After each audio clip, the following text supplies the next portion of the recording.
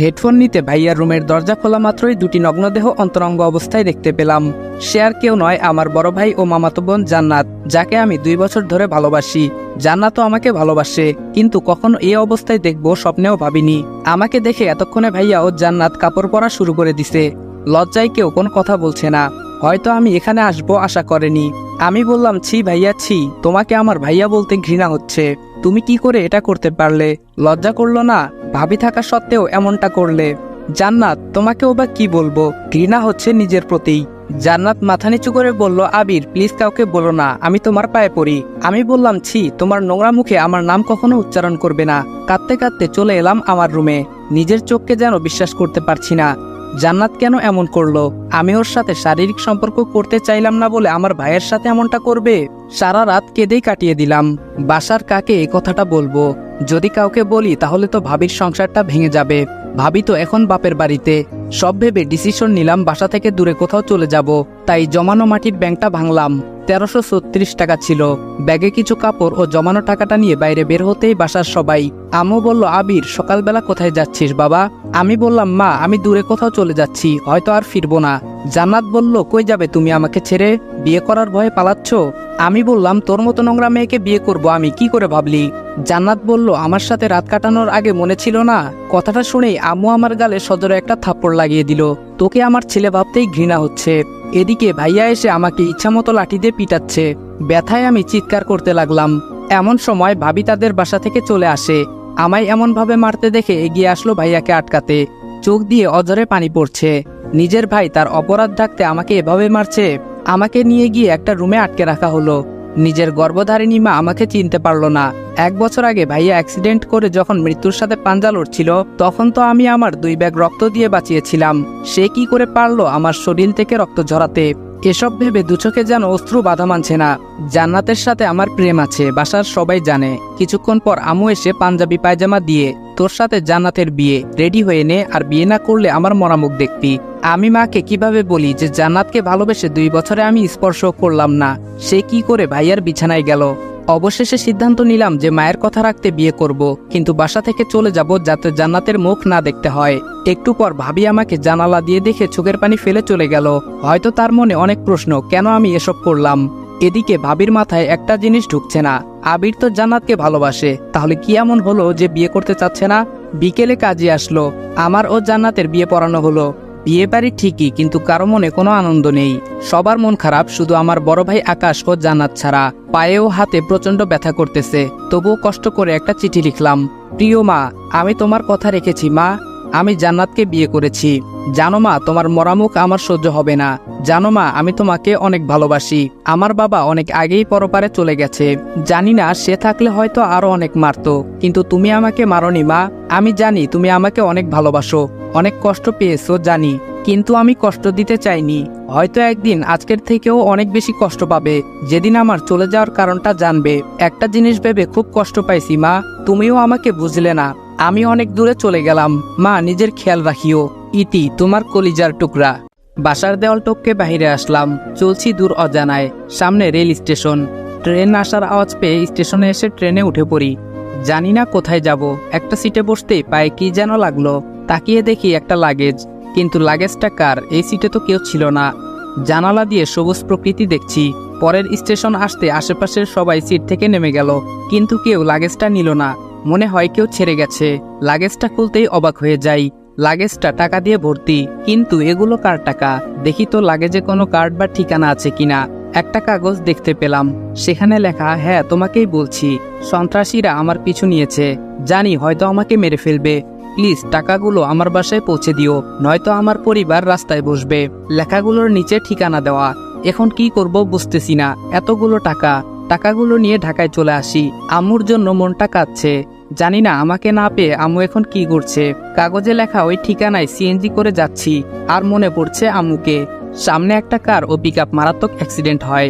রক্তাক্ত হয়ে গাড়িতে একজন লোক পড়ে আছে, কিন্তু কেউ এগিয়ে আসছে না। সিএনজিটিকে থামিয়ে দৌড়ে গাড়িটির কাছে গিয়ে লোকটিকে বের করলাম। অনেক জায়গায় আঘাত পেয়েছে, মাথা ফেটে গেছে, পায়েও ক্ষতের সৃষ্টি হয়েছে। রক্ত বের হচ্ছে অনেক। আমি সিএনজি চালক ভাইকে বললাম, ভাইয়া একটু এদিকে আসেন, লোকটিকে হাসপাতালে নিতে হবে, বেশিক্ষণ এভাবে থাকলে লোকটি মারা যাবে। সিএনজি চালক ভাই বলল, ভাই ছাড়ুন তো এসব, আমার আবার আপনাকে নামিয়ে অন্য প্যাসেঞ্জার নিতে হবে, এসব পুলিশ দেখবে, আপনি গাড়িতে উঠুন। আমি বললাম, আপনাকে ডাবল ভাড়া দিব, লোকটিকে নিয়ে আগে হাসপাতালে চলুন। এদিকে লোকটির অবস্থা আরো খারাপ হতে লাগলো। তাড়াতাড়ি সামনের একটা হাসপাতালে নিয়ে আসলাম। ডক্টর লোকটিকে কেবিনে নিয়ে আমাকে বলল, পেশেন্টের অবস্থা খুবই খারাপ, ইমার্জেন্সি অপারেশন করতে হবে, আপনি ওনার কি হন? আমি বললাম, ছেলে। ডক্টর বলল, এখনই ক্যাশ কাউন্টারে 5 লাখ টাকা জমা দিন, আমরা অপারেশন শুরু করে দিচ্ছি, নয়তো ওনাকে বাঁচানো সম্ভব হবে না। আমি বললাম, ওকে ডক্টর, আমি টাকা জমা দিচ্ছি, আপনি অপারেশন শুরু করে দেন। কি করব ভাবছি, আমার কাছে তো 500 টাকাও নাই, এই টাকাগুলো তো আমার না, সবার আগে জীবন বাঁচানো ফরজ, তাই আর কোনো কিছু না ভেবে টাকা জমা দিলাম। লোকটিকে অপারেশন থিয়েটারে নিল। একটু পর নার্স এসে একটা ফোন হাতে ধরিয়ে দিল। নার্স বলল, এই ফোনটা পেশেন্টের কাছে ছিল, আর জরুরি 2 ব্যাগ ও নেগেটিভ রক্তের ব্যবস্থা করুন। আমি বললাম, আমি দিব রক্ত, আমার রক্তের গ্রুপ ও নেগেটিভ। ডক্টর বলল, আপনি তো 1 ব্যাগ দিতে পারবেন, আর 1 ব্যাগ? আমি বললাম, ডক্টর আমার শরীর থেকেই 2 ব্যাগ নিন প্লিজ, তাছাড়া আমি এখন রক্ত কই পাবো, আমার শরীর থেকে নিন প্লিজ। ডক্টর বলল, না এটা কি করে হয়। আমি অনেক রিকোয়েস্ট করার পর নিল। কিছুক্ষণ পর রিংটং বেজে উঠল। লোকটির ফোনে ফোন দিচ্ছে, রিসিভ করে সালাম দিলাম। অপর সাইড থেকে বলল, কে আপনি? আমার আব্বুর ফোন আপনার কাছে কেন?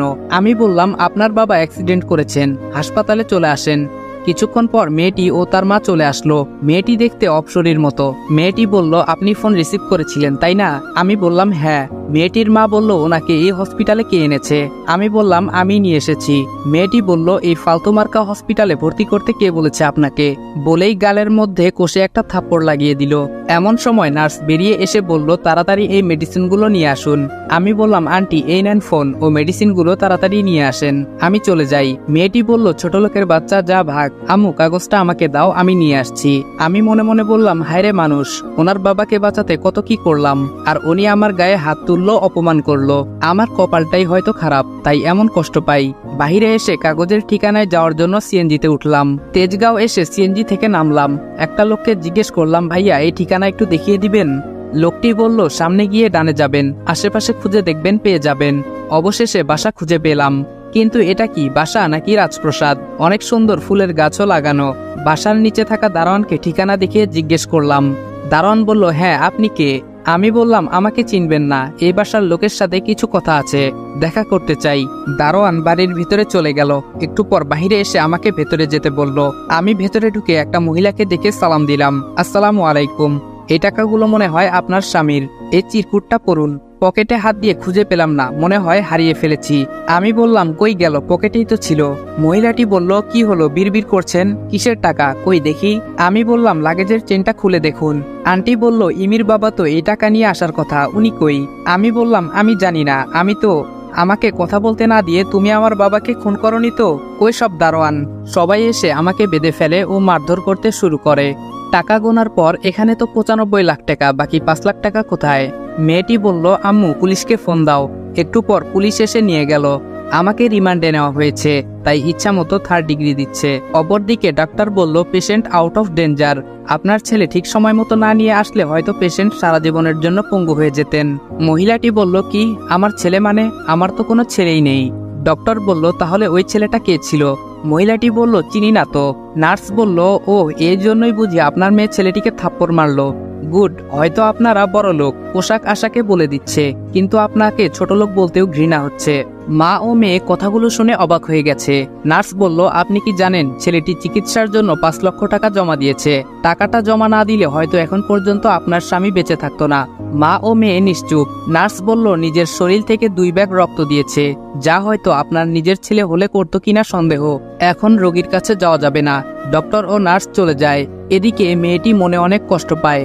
মেয়েটি তার আম্মুকে বলে, আম্মু আমি এটা কি করলাম? এই কাজের জন্য আমায় আল্লাহ হয়তো ক্ষমা করবে না। মহিলাটি বলল, কাঁদিস না মা, কখনো যদি দেখা হয়ে যায় ক্ষমা চেয়ে নিস। তবুও মেয়েটি তার অন্যায় বুঝতে পেরে চোখের পানি ঝরাচ্ছে। অন্যদিকে আমাকে পুলিশ অনেক মারে, এদিকে আমি কাগজটাও হারিয়ে ফেলেছি। আমাকে এত মারার পরও আমি ব্যথায় চিৎকার করতেছি না। এই ব্যথা তো ক্ষণিকের, তার থেকেও অনেক বড় ব্যথা আমার মনে। অপরদিকে আমান সাহেব বাসায় ফিরে আসে আর জানতে পারে কেউ একজন টাকা নিয়ে আসে, আর 5 লক্ষ টাকা কম থাকায় তাকে তারা পুলিশে দিয়ে দেয়। আমান সাহেব খুব ভালো মানুষ। তিনি বললেন, এমনও তো হতে পারে ছেলেটি বিপদে পরে 5 লাখ টাকা কোথাও নষ্ট করেছে। তার যদি টাকারই লোভ থাকতো তাহলে এতগুলো টাকা তো আর ফেরত দিত না। যাই গিয়ে ছেলেটাকে পুলিশের হাত থেকে ছাড়িয়ে আনি। আমান সাহেব থানায় গিয়ে আবিরকে ছাড়িয়ে নেয়। বাবা, তোমার নাম কি? আমি বললাম আবির। আমান সাহেব বলল, আমার জন্য তোমার কি অবস্থা করেছে পুলিশ। বাবা, আমাকে মাফ করে দিও। আমি বললাম, না আঙ্কেল, আপনি কেন মাফ চাচ্ছেন? আমি আপনার 5 লাখ টাকা দিয়ে একটা অ্যাক্সিডেন্ট হওয়া ব্যক্তিকে চিকিৎসা করিয়েছি। চিন্তা করবেন না আঙ্কেল, আমি আপনার টাকা শোধ করে দিব। আমান সাহেব বললেন, না বাবা, লাগবে না। আর তুমি তো টাকাটা নাওনি, একজনকে সাহায্য করেছো। আমি বললাম, না আঙ্কেল, আমি কারো কাছ থেকে ঋণী থাকতে চাই না। আমার চাকরি হয়ে গেলে আপনার টাকা পরিশোধ করে দিব। আমান সাহেব বললেন, তো কি চাকরি করবা? আমি বললাম, দেখি কি চাকরি করা যায়। আর আমি সবেমাত্র ইন্টার পরীক্ষা দিয়েছি, এখনো রেজাল্ট হয়নি। তবে আঙ্কেল, আমি কার চালাতে পারি। আমান সাহেব বলল, ও তাহলে আমার বাসার ড্রাইভার হয়ে যাও, মাসিক 25,000 টাকা করে বেতন পাবা। আমি বললাম, ধন্যবাদ আঙ্কেল, আপনি আমার অনেক উপকার করলেন। আঙ্কেল ওনার বাসায় নিয়ে গেলেন। আমান সাহেবের মেয়ে অনন্যা বলল, বাবা, তুমি ওই চোরটাকে বাসায় নিয়ে আসলে কেন? আমান সাহেব বলল, না মামুনি, আবির চোর নয়, ও একটা লোককে বাঁচাতে টাকাটা ডক্টরকে দিয়েছে। অনন্যা বলল, ছোট লোকটা বানিয়ে বলল, আর বিশ্বাস করলে বাবা? আমান সাহেব আমাকে বললেন, বাবা তুমি ওই রুমে যাও, এখন থেকে ওখানেই থাকবে। অনন্যা রাগ করে চলে যায় আর মনে মনে ভাবে, আমাদের বাসায় থাকবে মনু, বুঝাবো মজা কাকে বলে। এদিকে আমি গিয়ে নিজের রুমটা গুছিয়ে নিলাম আর বিছানায় শুয়ে শুয়ে বাসার সবার কথা ভাবতে ভাবতে ঘুমিয়ে গেলাম। মাঝরাতে আমার শরীরে প্রচন্ড জ্বর আসে, আমি কাঁপতে কাঁপতে ফ্লোরে পড়ে যাই। পরের দিন সকালে কাজের লোক নাস্তা দিতে এসে দেখে আমি ফ্লোরে পড়ে আছি। কাজের লোক বলল, সাহেব, ছেলেটা ফ্লোরে পড়ে গুঙ্গাচ্ছে, মনে হয় অসুস্থ হয়ে গেছে। আঙ্কেল এসে আমাকে তাড়াতাড়ি হসপিটালে নিয়ে গেলেন। কিছুক্ষণ পর ডক্টর আঙ্কেলকে বলল, ওনার শরীরে তো অনেক ক্ষত, তাই ব্যথায় শরীরে জ্বর আসে, কিছুদিন রেস্ট ও ওষুধ ঠিকভাবে খেলে সুস্থ হয়ে যাবে। আপনারা চাইলে কালকেই বাসায় নিয়ে যেতে পারবেন। পরের দিন আমায় বাসায় নিয়ে আসলেন। বাসার ভিতরে যেতেই লক্ষ্য করলাম সেদিনের ওই মেয়েটি, যার বাবাকে মেডিকেলে ভর্তি করেছি, আমাকে দেখেই দৌড়ে আসে। মেয়েটি আমার কাছে এসে আমার পায়ে ধরে বলল, আমাকে মাফ করে দাও, আমি সেদিন বুঝতে পারিনি। আমি বললাম, এই কি করছেন, ছাড়ুন আমাকে। মেয়েটি বলল, না ছাড়বো না, আগে বলো মাফ করেছো। আমি বললাম, আরে আমি সেদিন কিছুই মনে করিনি। আপনার বাবা এখন কেমন আছে? মেয়েটি বলল, আলহামদুলিল্লাহ ভালো, এখন অনেকটাই সুস্থ। ডক্টর বলেছে আগামীকালকে বাসায় নিয়ে যেতে পারবো। আমি বললাম, ও আল্লাহ তাআলাকে অশেষ ধন্যবাদ। মেয়েটি বলল, কিন্তু আপনার এই অবস্থা কেন, কই থেকে আসলেন? আঙ্কেল বলল, মামুনি, আবিরকে ডক্টর রেস্ট নিতে বলেছে, তোমরা পরে কথা বলিও। আঙ্কেল আমাকে আমার রুমে দিয়ে আসলো।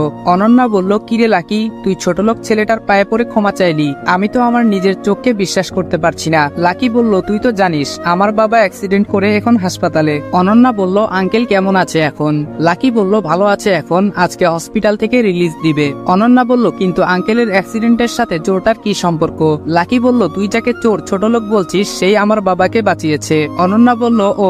লাকি বলল, জানিস সেদিন যদি ঠিক সময় মতো হাসপাতালে না যেত আর নিজের রক্ত ও 5 লাখ টাকা না দিত তাহলে হয়তো আজকে আমি এতিম হয়ে যেতাম।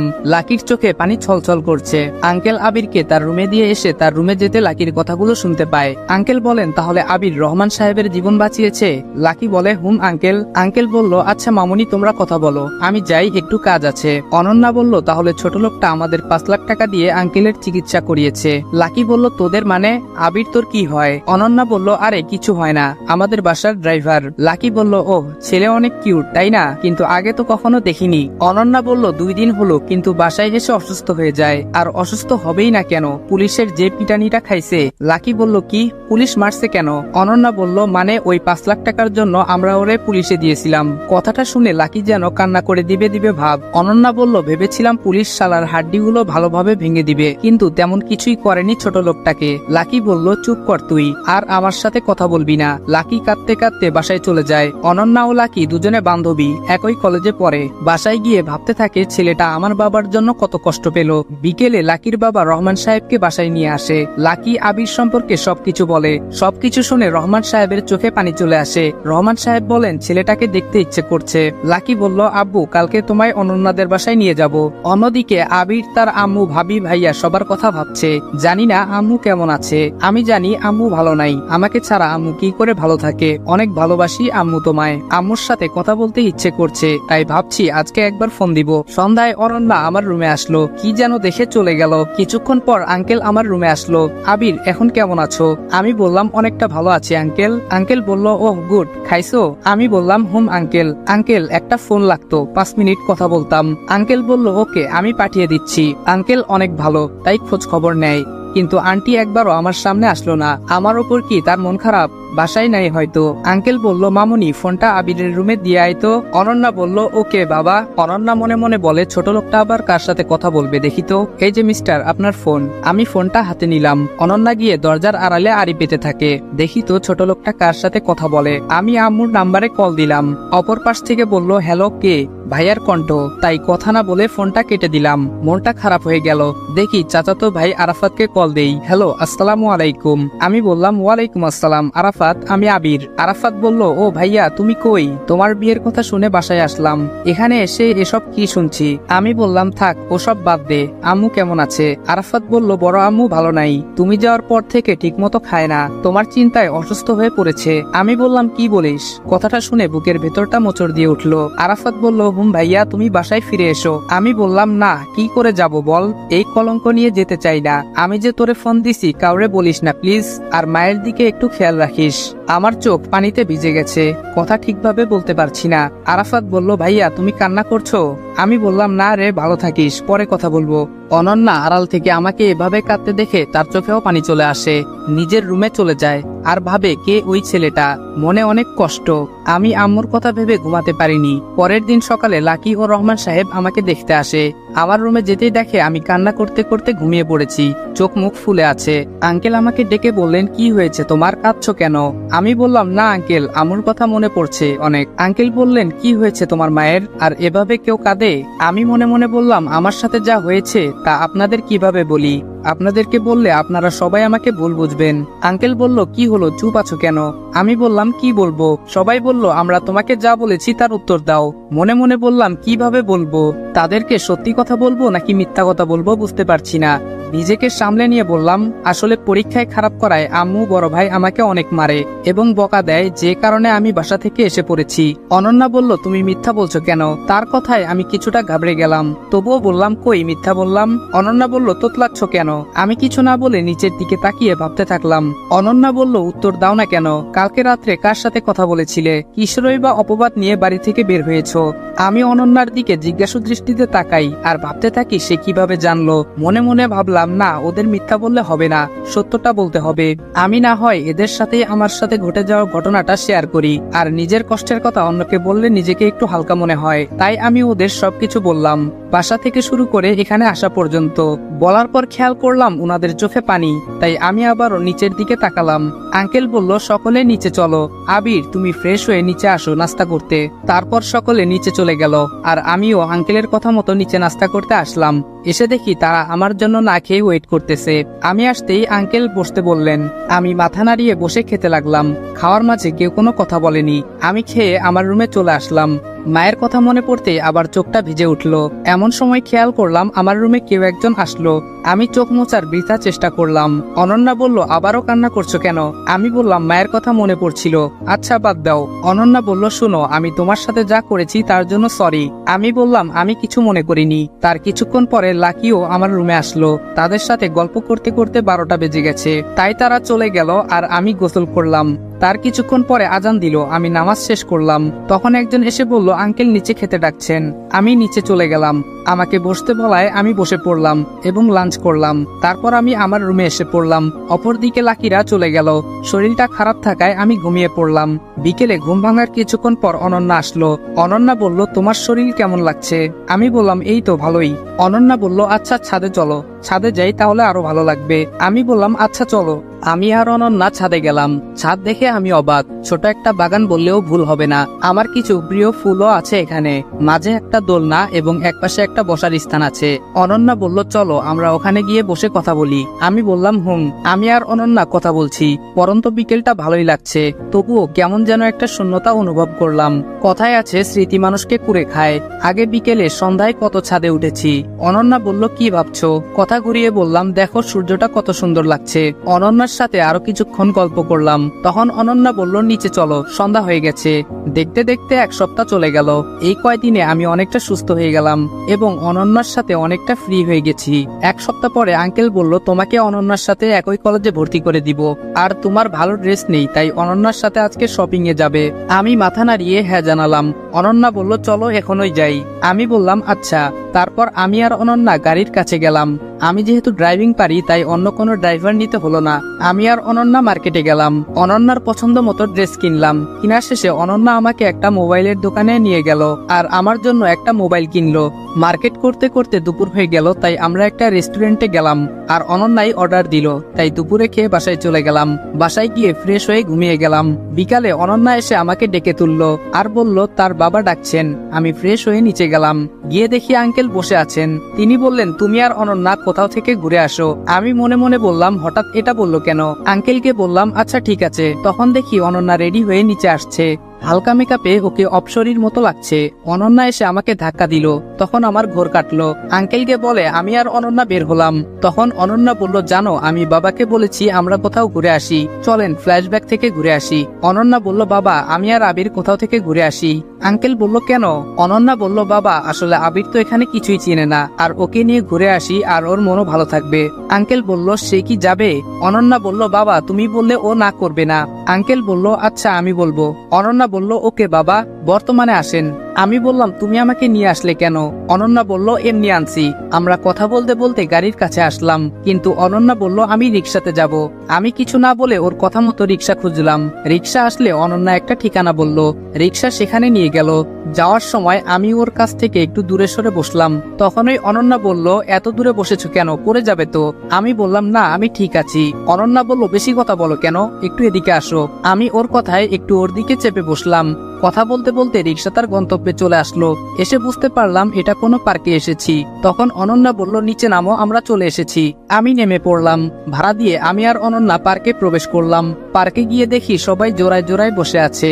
আমি আর অনন্যা একটা জায়গায় গিয়ে বসলাম আর অনন্যার সাথে কথা বলতে বলতে মনটা ভালো লাগলো। পরে আমি আর অনন্যা চলে আসলাম বাসায়। পরের দিন আঙ্কেল বলল কলেজে তিনি ভর্তির ব্যাপারে বলেছেন আর উনারা বলেছেন আগের কলেজের ছাড়পত্র লাগবে। এজন্য আমি আঙ্কেলের থেকে বিদায় নিয়ে আমি আমার গ্রামের দিকে চললাম। বাসের টিকিট কিনে বাসে উঠে পড়লাম। আমাদের বাস স্ট্যান্ড পৌঁছাতে দুপুর 12টা বেজে গেল। আমি মুখে মাস্ক পরেছিলাম তাই কেউ আমাকে চিনতে পারলো না। আমি অফিস রুমে গিয়ে প্রয়োজনীয় কাগজপত্র নিয়ে বের হয়ে আসতে যাব, তখন ওই জান্নাতকে দেখলাম দূরে তার বান্ধবীদের সাথে দাঁড়িয়ে আছে, কিন্তু তাকে দেখে মনে হচ্ছে সে ভালোই আছে। আমি আর না তাকিয়ে চলে আসলাম। আবার টিকিট কেটে বাসে উঠলাম। তখন দেখলাম আম্মু এবং ভাবি কোথায় যেন যাচ্ছে, আর আম্মুকে দেখে আমার চোখে জল এসে গেল। মনে হচ্ছে আম্মুকে গিয়ে জড়িয়ে ধরি, কিন্তু তার কোনো সুযোগ নেই। তাদের কাছে আমি অপরাধী। আমি কিভাবে যাব তাদের কাছে? তখন বাস ছেড়ে দিল। আমি কিছুক্ষণ পরে ঘুমিয়ে গেলাম। তারপর বাসের ড্রাইভারের ডাকে ঘুম ভাঙলো আর বললেন আমরা গন্তব্যে এসে গেছি। সেখান থেকে বাসায় পৌঁছাতে রাত হয়ে গেল, তাই ফ্রেশ হয়ে রাতের খাবার খেয়ে ঘুমিয়ে গেলাম। পরের দিন সকালে শুনতে পারি রাত্রে অনন্যার জ্বর আসছে। তাই আর কি করার, আঙ্কেলকে বলে আমি চলে গেলাম কলেজে। আর অনন্যার শরীর খারাপের জন্য সে বাসায় থেকে গেল। কলেজে গিয়ে ভর্তি হলাম। আমি তো আর জানি না আমাদের ক্লাস কই, তাই খুঁজতেছিলাম। তখন দেখি লাকি কলেজে আসতেছে। আমি ওর কাছে গেলাম, কেমন আছো? লাকি বলল, আমি ভালো আছি। অনন্যা কই? ওকে তো দেখছি না। আমি বললাম ওর শরীর খারাপ তাই আজকে আসেনি। লাকি বলল, কি হয়েছে ওর? আমি বললাম হালকা জ্বর আসছে। লাকি বলল, ও আচ্ছা। আমি বললাম আমাদের ক্লাসরুম কই? আমি খুঁজে পাচ্ছি না। লাকি বলল, আমার সাথে চলো। আমি বললাম ওকে। তারপর আমি আর লাকি ক্লাসরুমে চলে গেলাম। লাকি ওর জায়গায় চলে গেল আর আমি পিছনে একটা সিটে গিয়ে বসলাম। কিছুক্ষণ পর একটা ছেলে এসে আমার পাশে বসলো। ছেলেটি বলল, আমি রাহাত। তোমার নাম কি? নতুন মনে হচ্ছে। আমি বললাম আমার নাম আবির। রাহাত বলল, আমরা কি বন্ধু হতে পারি? আমি বললাম অবশ্যই, কিন্তু তুই করে বলতে হবে।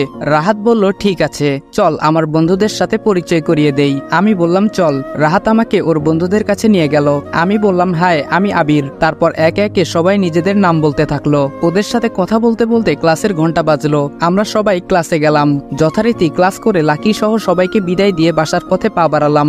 বাসা 10 মিনিটের পথ, তাই হেঁটে আসছিলাম। তখন দেখলাম কে যেন অ্যাক্সিডেন্ট করছে, তাই আমি ওখানে গেলাম। হাসপাতালে নেওয়ার লোক নেই। এদেশের মানুষ শুধু অন্যের বিপদ দেখতে পারে, সাহায্যের বেলায় কেউ নেই।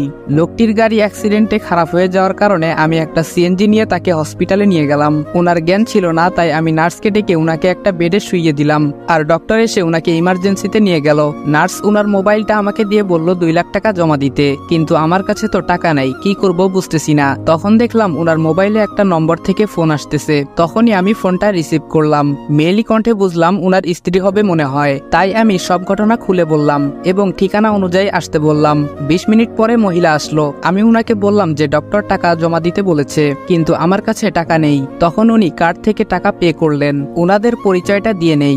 যিনি অ্যাক্সিডেন্ট করেছেন তিনি হলেন দেশের টপ ব্যবসায়ী রায়হান চৌধুরী, আর মহিলাটি হলেন মিসেস রায়হান চৌধুরী বা ইয়াসমিন চৌধুরী। আর উনাদের 5 বছরের একটা বাচ্চা আছে যার নাম মাহি। পরিচয় পর্ব শেষ, এখন বর্তমানে আসা যাক। ইয়াসমিন চৌধুরী কান্না করছিলেন। তখন কিছুক্ষণ পর ডক্টর আসলেন এবং বললেন রোগীকে সঠিক সময়ে আনার জন্য বেঁচে গেছেন।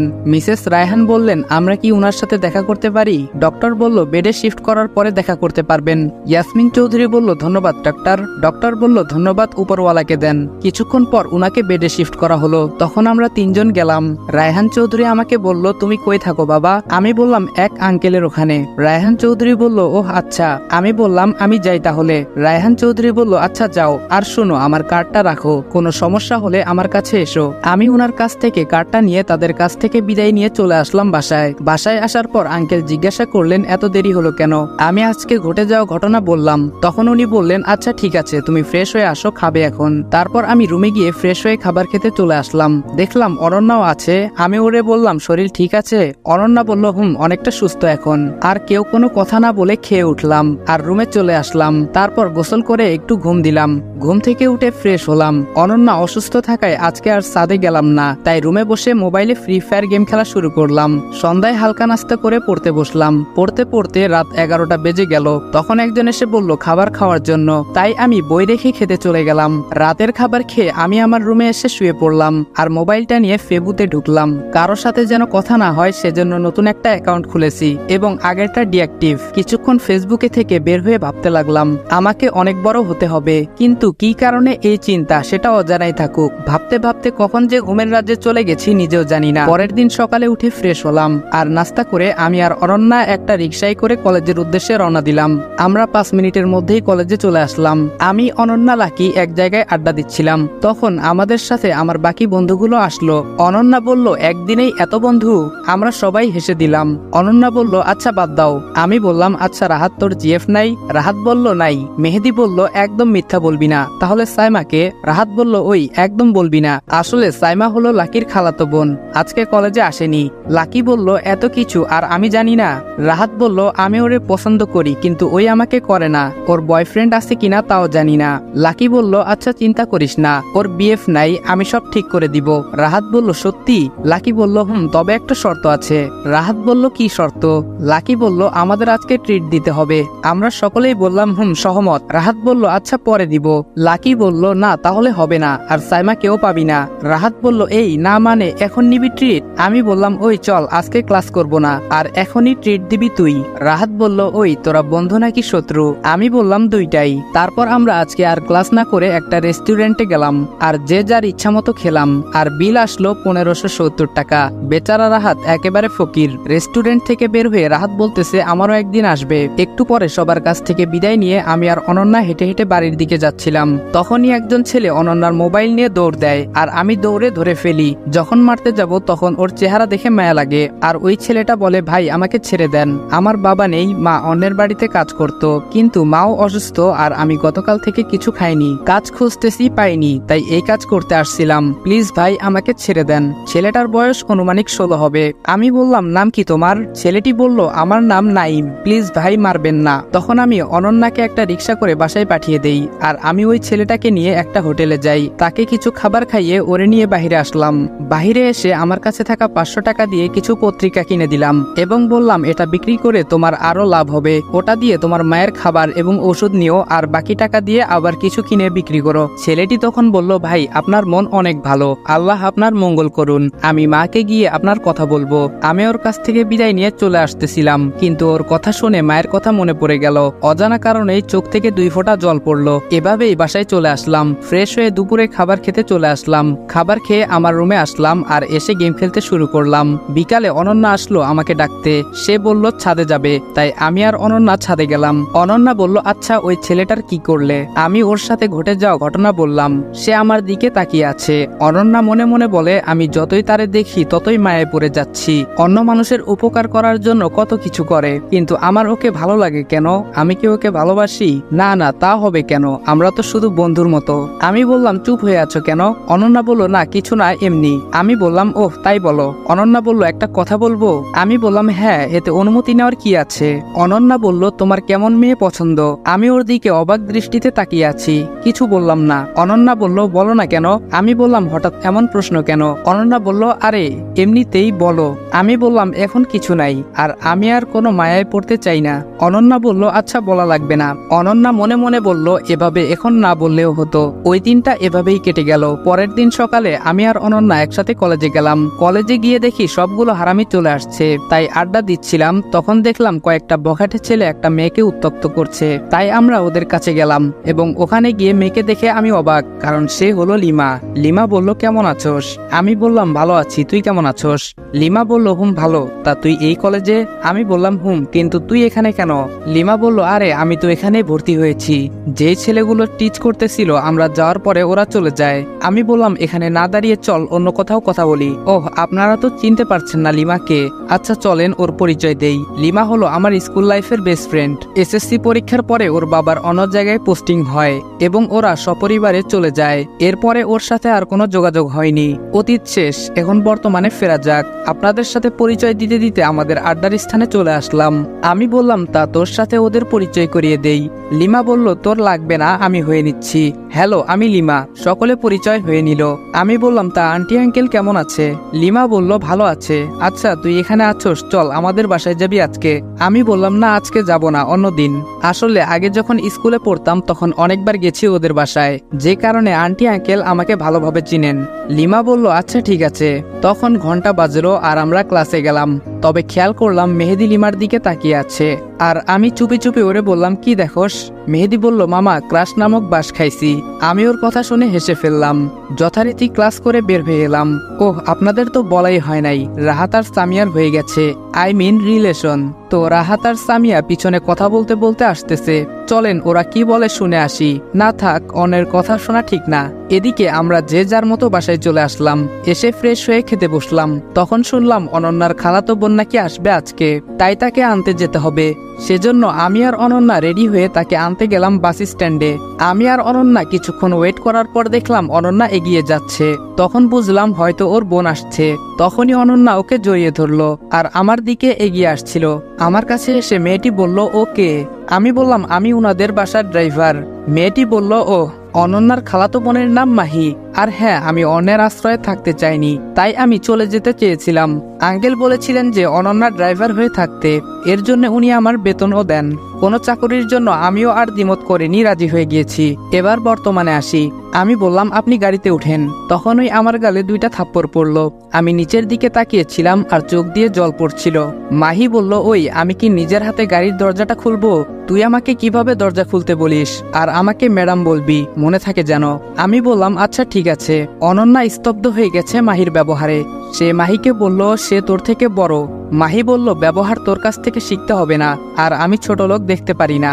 অনন্যা বলল, ভুলে যাস না, সবাই মানুষ। মাহি বলল, হুঁ, তোকে জ্ঞান দিতে হবে না। আমি গাড়ির দরজা খুলে দিলাম আর মাহি গিয়ে বসলো। অন্যদিকে অনন্যা আমার পাশে এসে বসলো। তখন মাহি বলল, ওই ড্রাইভারের জন্য তোর এত দরদ কেন? অনন্যা বলল, কারণ আমি ওকে। কথা বলতে গিয়েও অনন্যা থেমে গেল। অনন্যা কথা ঘুরিয়ে বলল, মানুষকে সম্মান দিতে হয়। অনন্যা আমাকে বলল, ওর কথায় কিছু মনে করো না, ওই এরকমই। আমি বললাম, না ঠিক আছে। আর কেউ গাড়িতে কোনো কথা বললাম না। প্রায় 30 মিনিট পরে আমরা বাসায় চলে আসলাম আর গাড়ি থেকে নেমে গাড়ির পিছনের দরজা খুলে দিলাম আর মাহি নেমে গেল। আমি ওর জিনিসপত্র নিয়ে গেলাম ওর রুমে। আমি আমার রুমে এসে ফ্রেশ হলাম। বিকালে ছাদে গেলাম, গিয়ে দেখি অনন্যা আর মাহি দুইজনই আছে। আমি চলে আসব তখন মাহি ডাক দিল, এই ড্রাইভার এদিকে আয়। আমি ওদের কাছে গেলাম। মাহি বলল, তুই এখানে কেন? আমি বললাম, আপনারা এখানে আছেন আমি জানতাম না, যদি জানতাম তাহলে আসতাম না। মাহি বলল, নেক্সটে যেন আর কখনো এমন না হয়। আমি বললাম, আচ্ছা হবে না। তখন অনন্যা বলল, ওই আসবে না মানে কি? সে আসবে, তাতে কোনো সমস্যা নাই। আমি কথা না বাড়িয়ে নিচে চলে আসলাম। এসে ভাবতে থাকলাম, আমাদের তো অনেক জমি আছে, তা তো এদের থেকেও বেশি, আর মাহি আমাকে এত অপমান করতেছে। সবই আমার কপাল, কিছু করার নাই। কিছুক্ষণ পরে সন্ধ্যা হয়ে গেল, তাই আমি নামাজ পড়তে বসলাম। রাত্রে আঙ্কেল অফিস থেকে এসে ফ্রেশ হয়ে খাবার খেতে বসলো এবং আমাকে ডেকে পাঠালো। আমি আসার পরে মাহি বলল, ওই ড্রাইভার আমাদের সাথে খেতে বসবে? আঙ্কেল বলল, ওই তোমার থেকে বড়, সম্মান দিয়ে কথা বলবে। মাহি বলল, আচ্ছা ঠিক আছে। মাহি মনে মনে ভাবছে, তোর জন্য আমাকে অপমান করলো, আমি তোকে ছাড়বো না, আর আমি তোকে এই বাড়ি থেকে তাড়িয়ে ছাড়বো। এভাবেই 1 সপ্তাহ কেটে গেল, কিন্তু মাহি আমাকে সহ্য করতে পারে না। আর অপরদিকে অনন্যা আমার দিকে অনেকটা দুর্বল হয়ে পড়েছে। পরের দিন কলেজে যাচ্ছিলাম, তখন অনন্যা বলল আজকে কলেজের ছুটির পর এক জায়গায় যাব। ওর সাথে কথা বলতে বলতে কলেজে চলে আসলাম। যথারীতি প্রতিদিনের ন্যায় আজকেও আড্ডার বিকল্প হলো না। লিমাকে বললাম, শুন, তোর কি বয়ফ্রেন্ড আছে? লিমা বলল, না, নেই। কেন? আমি বললাম, তাহলে তো ভালোই হলো। আর হ্যাঁ, মেহেদি তোরে লাইক করে, তোর কি ওরে ভালো লাগে? লিমা বলল, করা যায়, খারাপ না। আচ্ছা, ওরে বলে দিস আমি রাজি। আমি বললাম, আচ্ছা।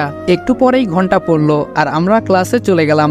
অনন্যা বলল, লিমার সাথে কি কথা বলতেছিলে? আমি বললাম, একটু ওয়েট করো, জানতে পারবে। অনন্যা অবাক হয়ে গেল। আমরা ক্লাস করার পর আমি বললাম, আজকে কেউ যাবি না, মেহেদি ট্রিট দিবে। আমার কথা শুনে সবাই খুশি, কিন্তু কেউ জানে না কি কারণে ট্রিট, এমনকি মেহেদিও জানে না। মেহেদি বলল, কি কারণে আমি ট্রিট দিব? সকলেই আমার কাছে কারণ জিজ্ঞেস করলো।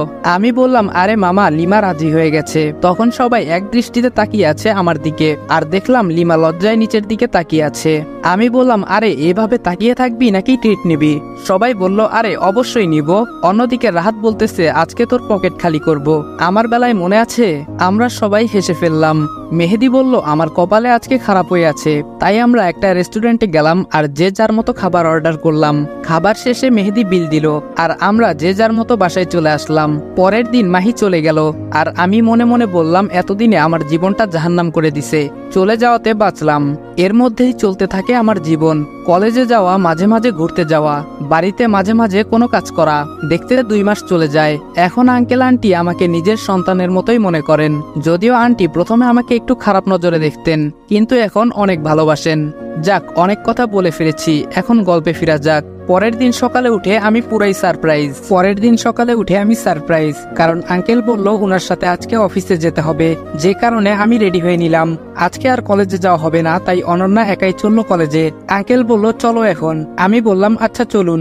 আমি আর আঙ্কেল উনার গাড়ি নিয়ে রওনা হলাম অফিসের দিকে। জ্যামের কারণে অফিসে পৌঁছাতে একটু লেট হয়ে যায়। আঙ্কেল ম্যানেজার সাহেবকে বললেন আমাকে অফিসটা ঘুরিয়ে দেখাতে, তাই আমি ম্যানেজারের সাথে অফিসটা ঘুরে দেখতে লাগলাম। দেখলাম অনেকের কাজের গতি স্লো, ঠিক মতো কাজ করছে না, কিন্তু আমি কাউকে কিছু বললাম না, শুধু দেখে গেলাম। আর সম্পূর্ণ অফিস ঘুরে আঙ্কেলের রুমে পৌঁছে দেখলাম আঙ্কেল একাই আছেন। তাই আমি আঙ্কেলকে বললাম, আঙ্কেল, অফিসের লোকদের কাজের গতি অনেক কম। আঙ্কেল বললেন, ওদের তো কাজ সঠিকভাবে করা উচিত, বেতনও অনেক বেশি দেওয়া হয়। এদিকে অনন্যা কলেজে আমাদের আড্ডার স্থানে চলে গেল। তখন রীতা অনন্যাকে বলল, কিরে, আবির আসলো না আজকে? অনন্যা বলল, সে বাবার সাথে অফিসে গিয়েছে। রীতা বলল, আচ্ছা। অপরদিকে আমান সাহেব আবিরকে সব বুঝিয়ে দিচ্ছে, আর তিনি বলছেন, এখন থেকে প্রায় সময় তুমি অফিসে আসবে, তাহলে আমিও একটু মুক্তি পাবো। কাজ বুঝিয়ে দেওয়ার পর আবির তার রুমে এসে ভাবতে লাগলো, কর্মীরা তো তাদের কাজ ঠিক মতো করছে না, এর কারণ কি? না, আমাকে এই খোঁজ নিতে হবে। কাজ ঠিক মতো করলে তো আরো অনেক বেশি লাভবান হওয়া যাবে। যেই ভাবা সেই কাজ। আবির তখন বেশ কয়েকজনকে ডেকে নিল। আবির বলল, আচ্ছা, আপনারা আপনাদের কাজ ঠিক মতো করছেন না কেন? একজন কর্মী বলল, আমাদের পরিশ্রম হয় অনেক, আর সেই তুলনায় টাকা অনেক কম পাই, আর অন্য ফ্যাক্টরিতে থাকলে আরো ভালো টাকা পেতাম। তখন আমি বললাম, আপনার বেতন কত?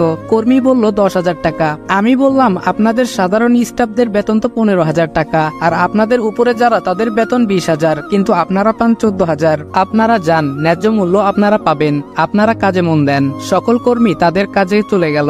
তবে এখন আমার কাজ করতে হবে। কে এই সকল কাজ করছে? আমি আঙ্কেলের রুমে গেলাম আর সবকিছু খুলে বললাম। তখন আঙ্কেল ম্যানেজার সাহেবকে ডাকলেন। আঙ্কেল বললেন, সকল কর্মীদের বেতনের খাতাটা আমার কাছে নিয়ে আসুন। ম্যানেজার বলল, ইয়ে মানে, আপনার দেখার প্রয়োজন নেই, ওইগুলো তো আমার কাজ, আমাকে করতে দেন, শুধু শুধু আপনার কষ্ট হবে। আঙ্কেল বলল, আপনাকে আনতে বলেছি। ম্যানেজার বলল, আচ্ছা, আনছি।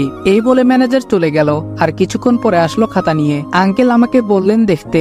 আমি মিলিয়ে দেখলাম প্রায় 10 কোটি টাকার মতো হাতিয়ে নিয়েছে নিজের নামে। আমি এটা আঙ্কেলকে বলা মাত্রই আঙ্কেল বলল, আপনাকে চাকরি থেকে বাদ দেওয়া হলো, আর যে সকল টাকা নিয়েছেন তা কোম্পানির অ্যাকাউন্টে দিয়ে যাবেন, না হলে আপনাকে পুলিশে দিতে বাধ্য হব। এটা বলার পর দেখলাম ম্যানেজার পকেট থেকে কি যেন বের করছে। পরক্ষণেই খেয়াল করলাম তার হাতে রিভলভার। আঙ্কেলের দিকে যখনই মারতে যাবে, তখন আমি আঙ্কেলের টেবিলে থাকা কাচের গ্লাস ম্যানেজারের দিকে ছুঁড়ে মারলাম। তখনই তার হাত থেকে রিভলভারটা পড়ে গেল, আর আমি তা নিয়ে তার দিকে তাক করলাম। এদিকে আঙ্কেলের ডাকে সিকিউরিটি চলে এসেছে। আঙ্কেল পুলিশকে খবর দিলেন। কিছুক্ষণ পরে পুলিশ আসে এবং তাকে গ্রেফতার করে। যাওয়ার আগে আঙ্কেল তার অ্যাকাউন্ট থেকে কোম্পানির অ্যাকাউন্টে সকল টাকা নিয়ে নিলেন। পুলিশ ম্যানেজারকে নিয়ে চলে গেল। সকল কর্মীরা অবাক, কেন পুলিশ এসেছে, কি কারণে কারণেই বা ম্যানেজারকে ধরে নিয়ে গেল? আমি গিয়ে সকলের উদ্দেশ্যে বললাম, আপনাদের যেই ম্যানেজার ছিল সে আপনাদের টাকা থেকে কেটে তার অ্যাকাউন্টে জমা করত, তাই তাকে ধরে নিয়ে গেছে। শুনেন, সকল স্টাফদের বেতন 15,000 টাকা, আর তাদের উপরে যারা আছেন তাদের বেতন 20,000 টাকা। এই কথা শুনে সকল স্টাফ আনন্দে মেতে উঠল। আমি আরো বললাম, এখন থেকে যদি ভালো মতো কাজ করেন তাহলে আপনাদের বেতন আরো বাড়ানো হবে। সবাই বলল, এখন থেকে আমরা আমাদের সর্বোচ্চ দিয়ে কাজ করব। আমি বললাম, তাহলে যে যার মতো কাজে চলে যান। তখন সবাই যে যার মতো কাজ করতে লাগলো। সেদিনের মতো আমি আর আঙ্কেল বাসায় চলে আসলাম। আসতে রাত হলো, তাই আমি আর আঙ্কেল ফ্রেশ হয়ে রাতের খাবার খাওয়ার জন্য খাবার টেবিলে গেলাম। আঙ্কেল বলল, এখন তো নতুন ম্যানেজার লাগবে। আমি বললাম, হুম। আন্টি এবং অনন্যা বলল, নতুন ম্যানেজার লাগবে মানে? আগের জন কই গেল? তখন আঙ্কেল সব খুলে বলল। আমি বললাম, পত্রিকায় বিজ্ঞাপন দিয়ে দেই, তাহলে ম্যানেজার পাওয়া যাবে। আঙ্কেল বললেন, আচ্ছা ঠিক আছে। পরের দিন আঙ্কেল একাই অফিসে গেলেন, কারণ আমি আজকে কলেজে যাব। তাই আমরা দুজন, মানে আমি আর অনন্যা কলেজে গেলাম। আর কি, প্রতিদিনের ন্যায় আড্ডা দেওয়া। আমি বললাম, আচ্ছা তোদের ইচ্ছা কি, বড় হয়ে কি করবি? ছেলে ফ্রেন্ড 3 জন বলল, আব্দুল্লাহ গ্রুপ অফ ইন্ডাস্ট্রিতে চাকরি করব। আরেকজন বলল, আমার বাবার ব্যবসা করব। আর মেয়েগুলার কথা কি বলবো, ওরা স্বামীটা বসে বসে খাবে। মজা করে বললাম, আপনাদের তো বলাই হয়নি, রাহাত আর মেহেদি দুজনে সাইমা আর আমার স্কুল জীবনের বেস্ট ফ্রেন্ড লামিয়ার সাথে প্রেম করছে। সেই দিনের মতো ক্লাস করে বাসায় চলে আসলাম। রাতের খাবার খেয়ে আমি মনে মনে ভাবতেছি, ভাইয়া আমার সাথে এমন কেন করলো? আমি তো তার কিছু করি নাই, যে কারণে আমাকে বাসা থেকে বের করে দিল, তাও আবার কোনো এক মিথ্যা অপবাদে। আমি কি আর কখনোই আবার আগের জায়গায় যেতে পারবো না? সারা জীবন কি এভাবেই থাকতে হবে কোনো এক মিথ্যা অপবাদ নিয়ে? এটা চিন্তা করে চোখে পানি চলে আসলো। আজকাল নিজের চোখটাও বিশ্বাসঘাতকতা করে, না চাইলেও কেন যেন চোখের পানি চলে আসে। অনেকদিন তো হলো মায়ের সম্পর্কে জানি না, তাই আমি আমার ফুফাতো ভাইকে ফোন দিলাম, আর পরক্ষণেই সে রিসিভ করলো। আমি বললাম, কেমন আছোস? হাসান বলল, ভালো আছি, কিন্তু আপনাকে তো চিনতে পারলাম না। আমি বললাম, আমি আবির। মা কেমন আছে? হাসান বলল, তেমন ভালো না, তোর কথা অনেক বলে, তবে শুন, তোর এই ব্যাপারে বাহিরের কেউ জানে না। যদি কেউ তোর কথা জিজ্ঞাসা করে তাহলে কিছু একটা বলে দেয়। এই তো সেদিন আমি তোদের বাসায় যাই, আর দেখি রায়পুরে তোর যেই খালামণি থাকতেন তারা এসেছেন। তখন তিনি তোর কথা বলেছিল। খালামণি জিজ্ঞেস করেছিল, আপু তোমার ছোট ছেলে মানে আবিরকে তো দেখছি না। তখন তোমার আম্মু বলল, ও সে তো ওর ভাইয়ের সাথে রাগ করে বাসা থেকে চলে গেছে। একদিন মারামারি করেছিল আবির, তাই ওকে ওর ভাই মারে। অনেক কথা বলে, যে কারণে বাসা থেকে চলে যায়, আর কেমন যেন বাসার আলোটা নিভে যায়। এই বলে আম্মু কান্না করে দিল, আর বলল, আবার যে কবে ফিরে আসবে আল্লাহ জানে। হাসান বলল, সেখানে থাকার কিছুক্ষণ পরে আমি চলে আসি, আর তুই বল কেমন আছোস, কোনো টাকা লাগলে বলিস। আমি মনে মনে বললাম, এই হলো বন্ধুত্ব, যেখানে সবকিছুই ক্ষুদ্র। আমি হাসানকে বললাম, আমি ভালো আছি, আর আমার টাকার কোনো প্রয়োজন নেই। হাসান বলল, আচ্ছা লাগলে বলবি। আমি বললাম, ঠিক আছে। আরো কিছুক্ষণ কথা বলে ফোনটা কেটে দিলাম, আর মায়ের কথা শুনতে ইচ্ছে করছিল, তাই মার ফোনেই ফোন দিলাম, কিন্তু ফোনটা তো বন্ধ। এখন কি করি? ও ভাবির ফোনে ফোন দিয়ে দেখি কি করা যায়। যেই বাবা সেই কাজ, তাই ভাবির ফোনে ফোন দিলাম। ফোন রিসিভ হলো। আপনারা হয়তো ভাবছেন কেন হাসানকে বললাম না মাকে ফোন দিতে, কারণ হাসান বাড়িতে নেই, তাই তার ফোন দিয়ে কথা বলতে পারিনি। গল্পে ফিরা যাক। আমি বললাম, হ্যালো কেমন আছো ভাবি? ভাবি বলল, কে? আবির। আমি ভালোই আছি, তুমি কেমন আছো? আমি বললাম, হুম ভালোই আছি। মা কই, মার কাছে একটু দেওয়া যাবে? মার কথা শুনতে অনেক ইচ্ছে করতেছে। আর ভাইয়া কই? ভাবি বলল, তোমার ভাই বাড়িতে নেই, বন্ধুদের সাথে ঘুরতে গেছে। আর হ্যাঁ, মা এখানেই আছে, কথা বলো। আম্মু বলল, কে ফোন করেছে? ভাবি বলল, দেখো কে ফোন করেছে। তখনই আমি বললাম, কেমন আছো মা? আম্মু বলল, কে? আবির। এই বলেই আম্মু কেঁদে দিল। আমি বললাম, হুম আমি। আমারও চোখে পানি চলে আসলো। আম্মু বলল, বাবা তোকে ছাড়া আমি ভালো নেই, তুই চলে আয়, না হলে তুই কই আছোস বল, আমি এসে তোকে নিয়ে আসবো। আমি বললাম, না আম্মু, যে অপবাদ নিয়ে আমি এসেছি তা মিথ্যা প্রমাণ না করা পর্যন্ত আমি আসবো না। তবে চিন্তা করো না, আমি ভালো আছি অনেক। আর বেশিক্ষণ কথা বলতে পারলাম না, কারণ আর কিছুক্ষণ কথা বললে আমি নিজেকে কন্ট্রোল করতে পারতাম না। সেই দিনের মতো ঘুমিয়ে গেলাম। পরের দিন কলেজে না গিয়ে আঙ্কেলের সাথে অফিসে গেলাম। অফিসে গিয়ে আমি অবাক, কারণ আজকে সকল কর্মীরা তাদের কাজে মনোযোগী। তা দেখে আমি আর আঙ্কেল অনেক খুশি। কিন্তু এভাবে তো আর চলে না, একজন ম্যানেজার লাগবে। তাই পত্রিকায় বিজ্ঞাপন দেওয়া হলো, এ গ্রুপ অফ ইন্ডাস্ট্রি, অনন্যাদের কোম্পানির নাম। এর জন্য ম্যানেজার নিয়োগ দেওয়া হবে, আর 2 দিন পরে ইন্টারভিউ। আপনাদের কাছ থেকে 2 দিন ক্রপ করি। 2 দিন পর আঙ্কেল আমাকে ইন্টারভিউ নিতে বলে, যে কারণে আমি ইন্টারভিউ নিতে যাই। বলে রাখা ভালো, আমি এক জায়গায় গিয়েছিলাম, যে কারণে আসতে একটু লেট হয়ে যায়। আমি গিয়ে চতুর্থ ব্যক্তিকে ম্যানেজার পদ দিলাম। ওহ, আপনারা তো বুঝতে পারছেন না, চলেন ফ্ল্যাশব্যাকে যাই। এদিকে 8-10 জন লোক বসে আছে, কখন ইন্টারভিউ শুরু হবে। তারা একে অপরের সাথে কথা বলছে। প্রথম জন, আজকাল চাকুরির যে অবস্থা, ঘুষ ছাড়া চাকুরি খুব কষ্টকর। দ্বিতীয় দ্বিতীয় জন বলল আমি 10 লক্ষ টাকা জমিয়ে রেখেছি ভালো কোনো চাকুরির জন্য। তৃতীয় জন বলল এখন টাকাই সব, টাকা দিলে চাকরি হবে, না হলে নাই, আপনি চাকরি পেলে কি করবেন? চতুর্থ জন বলল সব জায়গায় টাকা দেখে না, অনেক জায়গায় যোগ্যতা দেখে, আর আমি নিজের জন্য না এই কোম্পানির জন্য যা করার করব, কেননা এর দ্বারাই আমার জীবন চলবে, যে কারণে এখানে চাকরি হলে আমি আমার সর্বোচ্চ দিয়ে কাজ করব, এমনকি জীবনও দিয়ে দিব। পঞ্চম জন বলল আমি এখানে কাজ করে নিজের জীবন গড়ব। আরো কয়েকজন আরো অনেক কথা বলল, আর আমি ওদের সাথে বসে ওদের কথা শুনছিলাম। তবে মাস্ক পরে থাকায় অফিসের কেউ চিনতে পারেনি।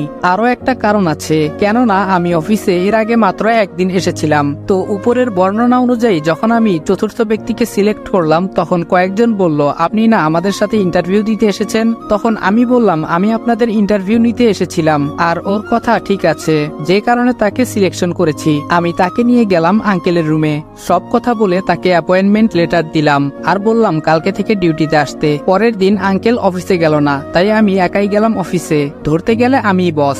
অফিসে গিয়ে আমার কেবিনে বসতেই অয়ন বলল স্যার আসতে পারি? আমি বললাম আসো। অয়ন বলল ধন্যবাদ স্যার। স্যার আমার কি কাজ করতে হবে বলেন। আমি তাকে তার কাজ বুঝিয়ে দিলাম। এখন হয়তো আপনারা ভাবছেন অয়নকে, অয়ন হলো এখন নতুন ম্যানেজার যাকে কালকে নিয়োগ দেওয়া হয়েছে। আমি অয়নকে কাজ বুঝিয়ে দিয়ে বাসায় আসলাম। আজ শরীরটা ক্লান্ত ছিল, যে কারণে বাসায় এসে ফ্রেশ না হয়ে শুয়ে পড়ি। সন্ধ্যায় ঘুম ভাঙলে ফ্রেশ হয়ে পড়তে বসলাম। পরের দিন অফিসে না গিয়ে কলেজে গেলাম। আর বলে রাখি আমি যেই দিন অফিসে যাই সেদিন আঙ্কেল অফিসে যান না, তাই আজকে আঙ্কেল অফিসে গেছেন। গল্পে আসি, আমি কলেজে গিয়ে আড্ডা দিচ্ছিলাম, তখন একজন বলল আমরা সবাই কোনো এক জায়গা থেকে ঘুরে আসি। আমি অনন্যার দিকে তাকালাম, সে বলল যাবে, তাই আমিও বললাম কোন জায়গায় যাবি? সবাই বলল কক্সবাজার যাবে, তাই আমি কিছু বললাম না। যদিও আমি কক্সবাজারের অনেক জায়গায় চিনি, কিন্তু কিভাবে চিনি তা এখন বলবো না, আস্তে আস্তে জানতে পারবেন। তবে কবে যাওয়া যায় তা ঠিক করতে লাগলাম। আমরা বেশ কয়েকজন, আমি, অনন্যা, লাকি, রাহাত, মেহেদি, রাফি, সাইমা, সারা, রিতা, লিমা, এই 10 জন যাব। তা সবাই ঠিক করলাম 1 সপ্তাহ পরে যাব। সেই দিনের মতো ক্লাস করে বাসায় আসার সময় দেখলাম একটা ছোট মেয়ে, বয়স 10-11 হবে, ফুল বিক্রি করছে। আমি তার কাছে গেলাম, দেখলাম রজনীগন্ধা ফুল। মেয়েটি বলল ভাইজান ফুল নিয়ে যান, একদম টাটকা ফুল। ওর কাছে কয়েকটা ফুল ছিল, কিন্তু আমি ওর কাছ থেকে 5টা ফুল নিলাম, আর ওকে আমি টাকা বেশি দিলাম। তবে হ্যাঁ, অনন্যা আমার পাশেই ছিল, আর আমি ফুলগুলো ওর জন্যই নিয়েছি। ফুলগুলো নিয়ে হাঁটতে লাগলাম, তখন অনন্যা বলল আচ্ছা ফুলগুলো নিলে কেন? আমি বললাম তোমার জন্য নিয়েছি, আর এটা তো তোমার প্রিয় ফুল। অনন্যা বলল এই 1 মিনিট, তুমি জানলে কিভাবে? আমি বললাম তোমার মনে আছে যেদিন তোমার বাসার ছাদে প্রথম যাই সেদিন তুমি বলেছিলে তোমার প্রিয় ফুল রজনীগন্ধা, কিন্তু তোমার কাছে এই ফুল নেই, কারণ তুমি লাগানোর পরে মারা গিয়েছিল। অনন্যা বলল ও, আমি তাকে ওই ফুলগুলো দিলাম, আর তাকে দেখে বোঝা যায় সে অনেক খুশি হয়েছে। ওর সাথে কথা বলতে বলতে বাসায় চলে আসলাম। এরপর কয়েকদিন কলেজে গেলাম না, তাই অফিসে গেলাম। এখন কর্মীরা তাদের কাজের গতি প্রায় দ্বিগুণ বাড়িয়ে দিয়েছে, আর আমি আঙ্কেলের সাথে কথা বলে সবার বেতন আর 2000 বাড়িয়ে দিলাম। 6 দিন পর আজকে কলেজে গেলাম, আর সবাইকে একটা ঠিকানা দিয়ে বললাম ঠিকানায় চলে আসতে। তো পরের দিন সবাই ঠিক মতো চলে আসলো। আমরা ছোট একটা মিনি বাস ভাড়া করেছিলাম, সেটাতে গিয়ে উঠলাম।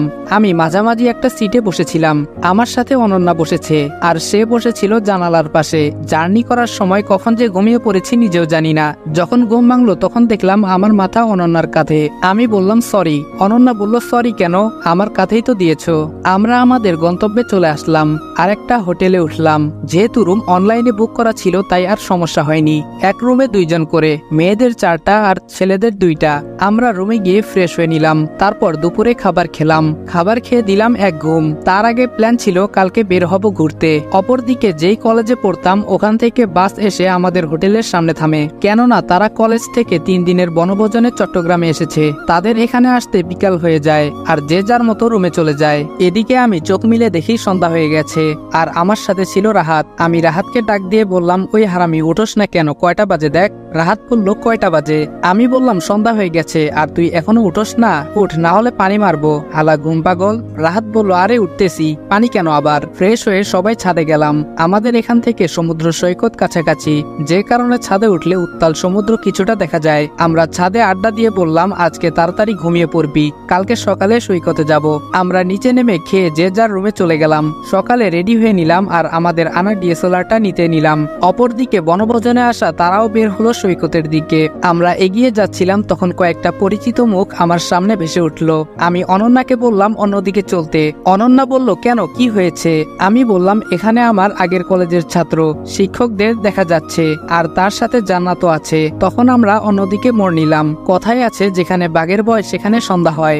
আমি পড়ে গেলাম পুরনো বন্ধুদের সামনে, আর তাদের সাথে জান্নাত। তাদের ভিতরে একজন বলল, কি রে আবির, কেমন আছোস? তোরে দেখি না কতদিন ধরে, তুই নাকি তোর ভাইয়ের সাথে রাগারাগি করে চলে আসছোস।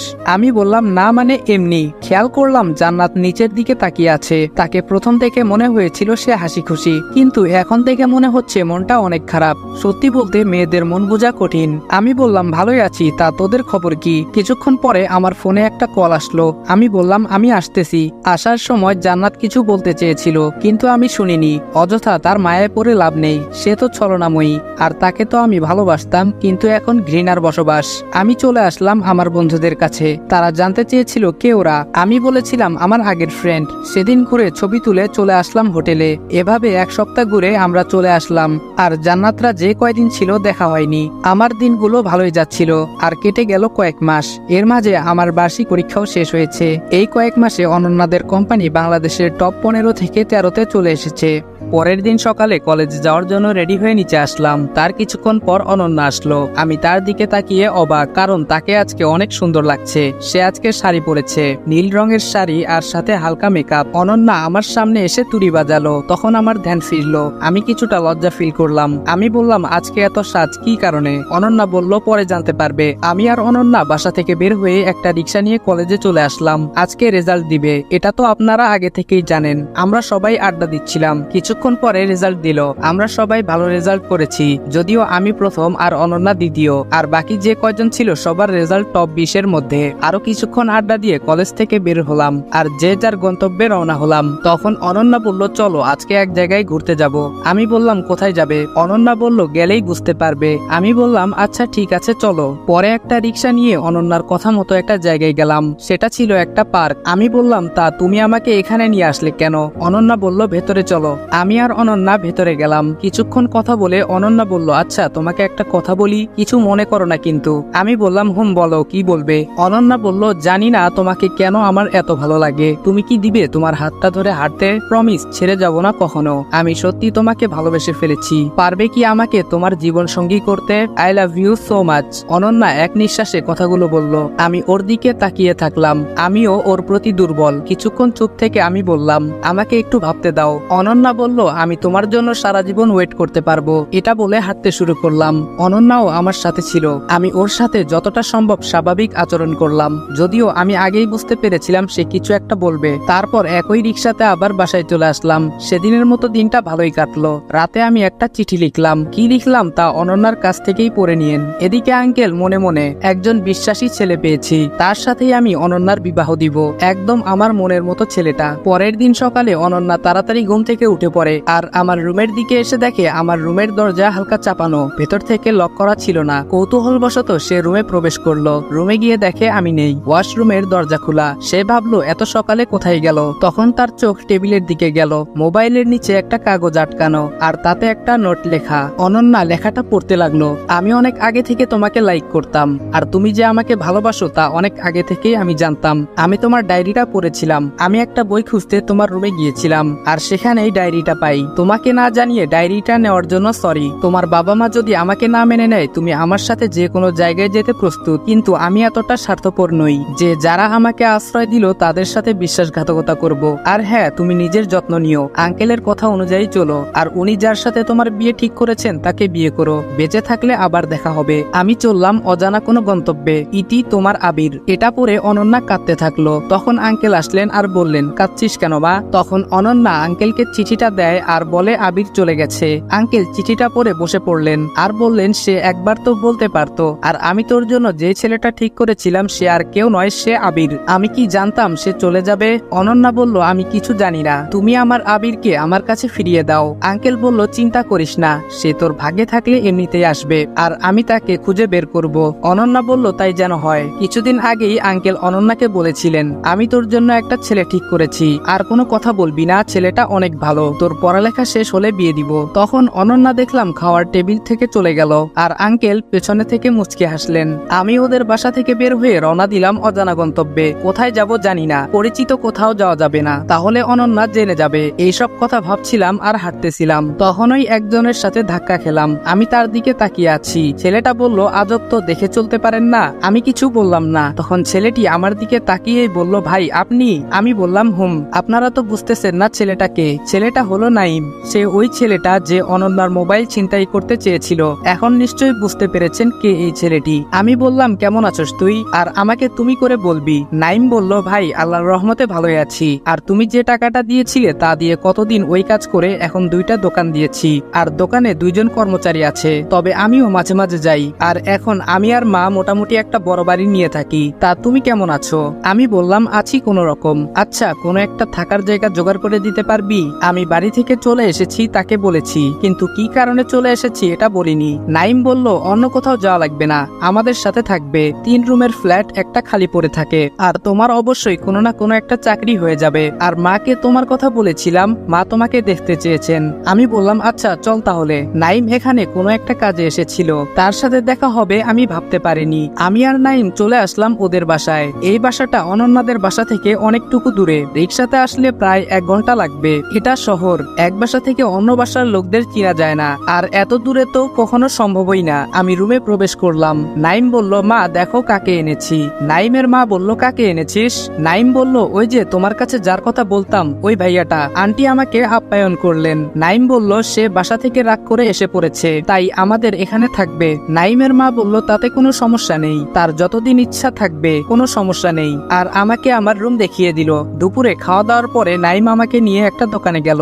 দোকানটা বেশ বড়। ওখান থেকে কয়েকটা প্যান্ট শার্ট নিল আর বলল, এটা আমার দোকান। আমি বললাম, তাহলে তো অনেক উন্নতি হয়েছে তোমার। নাইম বলল, সেদিন আপনি আমাকে এই পথ না দেখালে হয়তো পারতাম না। তারপরে আমি আর নাইম বাসায় চলে আসলাম। পরের দিন চাকরি খুঁজতে বের হলাম। চাকরির জন্য কাগজপত্র লাগবে, তাই কলেজ থেকে সার্টিফিকেট ও টিসি আনলাম। টিসি আনলাম এজন্য যেন অনন্যার সাথে আমার দেখা না হয়। চাকরি খুঁজতে খুঁজতে একটা পেলাম। অফিসটা খুব বড় না, মাঝারি, প্রায় 200-300 কর্মচারী রয়েছে। এখানে যে সকল প্রোডাক্ট তৈরি হয় তার সম্পর্কে ভালো ধারণা আছে, তাই যে সকল প্রশ্ন জিজ্ঞাসা করলো সব সঠিক উত্তর দিলাম। যদিও আমি রায়হান চৌধুরীর অফিসে তার দেওয়া কার্ড অনুযায়ী চাকরি করতে পারতাম, কিন্তু ওখানে যাব না, কেননা উনার সাথে আমান চৌধুরী বা অনন্যার বাবার ব্যবসায়িক সম্পর্ক ভালো আছে, যে কারণে উনার ওখানে গেলে অনন্যা জেনে যাওয়ার সম্ভাবনা আছে, তাই ওখানে যাব না। তো এখন বর্তমানে ফিরা যাক। সবকিছু সম্পূর্ণ হওয়ার পর কালকে থেকে চাকরিতে আসতে বলেছে। আমি অফিস থেকে বের হয়ে মিষ্টি নিয়ে বাসার দিকে রওনা দিলাম। বাসায় এসে জানালাম আমার চাকরি হয়েছে, আর উনারাও খুশি হলেন। যেহেতু চাকরি হয়ে গেছে তাই আমাকে অন্য এক ভার্সিটিতে ভর্তি হতে হবে। বাসা থেকে প্রায় অনেকটুকু দূরে একটা ভার্সিটিতে ভর্তি হলাম, অবশ্য অফিস থেকে অনেকটাই কাছে। আর নাইমও এখন ইন্টার 2য় বর্ষে পড়ে। পরের দিন সকালে নাস্তা খেয়ে রওনা হলাম অফিসের দিকে। আজকে অফিসে প্রথম দিন, সেভাবেই নিজেকে প্রস্তুত করেছি। অফিসে গিয়ে আমার ডেস্ক দেখিয়ে দেওয়া হলো, আর আমি ওখানে গিয়ে বসলাম। তখন ওই পিয়ন এসে আমাকে বলল, স্যার আপনাকে তার রুমে ডেকেছেন। আমি বললাম, আচ্ছা আমি আসছি। পিয়ন চলে গেল। আমি বসের রুমের দিকে যেতে লাগলাম। এর মাঝে অফিসের কিছু বিবরণ দেই। এখানে সবাই আমার থেকে বয়সে বড়, আর শুনেছি বস নাকি ভালো। বসের রুমের সামনে এসে বললাম, স্যার আসতে পারি? বস বলল, হুম আসেন। আমাদের বসের নাম জয়, আর উপাধি বা বংশের নাম খান। বয়সে আমার মতোই হবে। ওনার বাবা তাকে সব বুঝিয়ে দিয়েছেন, বাবার একমাত্র ছেলে। জয় বলল, তা আপনার নাম তো আবির। আমি বললাম, হুম। জয় বলল, এই ফাইলটা নাও আর সম্পূর্ণ করে দাও, আজকেই দিতে হবে এটা। আমি বললাম, আচ্ছা। আমি বসের রুম থেকে গিয়ে আমার ডেস্কে বসে পড়লাম, আর স্যারের কথা মতো ফাইলটা রেডি করলাম। যেহেতু এই কাজে আমার ধারণা অনেক, তাই আমি কিছু সময়ের মধ্যে কাজটা করে ফেললাম। আমার কাজের গতি দেখে স্যার অবাক হলেন। স্যার বললেন, এত তাড়াতাড়ি কাজ সম্পূর্ণ করলেন কেমনে? আমি বললাম, আমার এই বিষয়ে ধারণা আছে ভালোই, তাই পেরেছি। সেই দিনের মতো আরো কিছু কাজ করে বাসায় চলে আসলাম। আর বাসায় এসে আমার জন্য একটা সারপ্রাইজ অপেক্ষা করছে, তা আমি জানতাম না, কেননা নাইম আমার জন্য একটা মোবাইল কিনে এনেছে, সাথে একটা সিমও আছে। ফোন কেনার কারণ, আমি আমার আগের ফোনটা অনন্যাদের ওখানে রেখে এসেছি। আমি ফ্রেশ হয়ে হাসানের কাছে ফোন দিলাম। হাসানকে বললাম, মা কেমন আছে? হাসান বলল, হুম ভালোই। কিছু সময় কথা বলে ফোনটা রেখে দিলাম। এভাবে চলে গেল 3 মাস। এখন আমার প্রমোশন হয়েছে ম্যানেজার পদে। ধীরে ধীরে জয়দের অফিসটা অনেকটা বড় হয়েছে।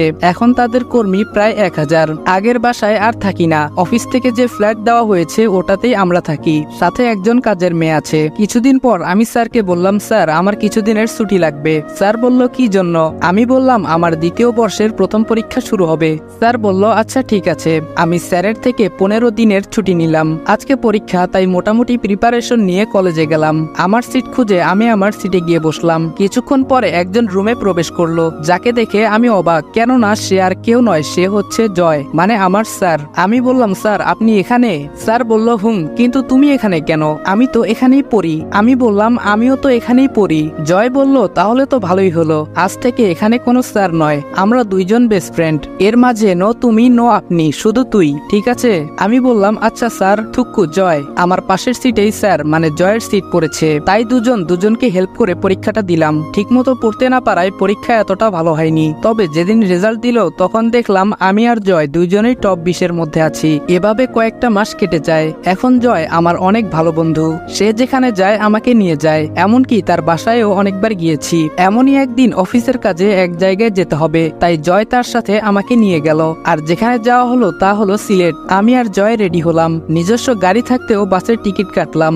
সিটে যেয়ে বসার সময় একটা ঘটনা ঘটলো, জয় আর আমার দুজনের সিট ভিন্ন জায়গায় পড়লো, তাই অন্যজনের সাথে সিটটা পরিবর্তন করতে চাইলাম কিন্তু পারলাম না। এদিকে ওর সাথে একটা ছেলে বসলো আর আমি আমার সিটে বসে পড়লাম। কিছুক্ষণ পরে একটা মেয়ে বাসে উঠলো, আমার সমবয়সী হবে, আর আমার পাশে এসে বসলো। আমি আর একটু জানালার দিকে সরে বসলাম। মেয়েটা বলল, আপনার নাম জানতে পারি? আমি বললাম, আমার নাম আবির। আপনার? মেয়েটি বলল, আমার নাম নীলা। আমি বললাম, ওহ আচ্ছা, আপনিও কি সিলেট যাচ্ছেন? নীলা বলল, তা আপনি কি কারণে যাচ্ছেন? আমি বললাম, ফ্রেন্ডের সাথে ঘুরতে প্লাস অফিসের একটা কাজে। নীলা বলল, ওহ আমিও অফিসের একটা কাজে যাচ্ছি। যাওয়ার মাঝে ওর সাথে আরো কথা হলো, আর যেহেতু সমবয়সী তাই ও বলল তুমি করে বলতে, তাই আমিও ওকে তুমি করে বললাম। এদিকে অনেকক্ষণ পরে আমরা সিলেটে এসে পৌঁছলাম। অনলাইনে বুকিং করা একটা হোটেলে আসলাম। 2 রুম বুক করা ছিল, তাই যে যার রুমে চলে গেলাম। পরের দিন ঠিক করলাম জাফলং ঘুরতে যাব। অফিসের কাজটা আরো 2 দিন পরে, তাই আজকে ঘুরতে বের হলাম।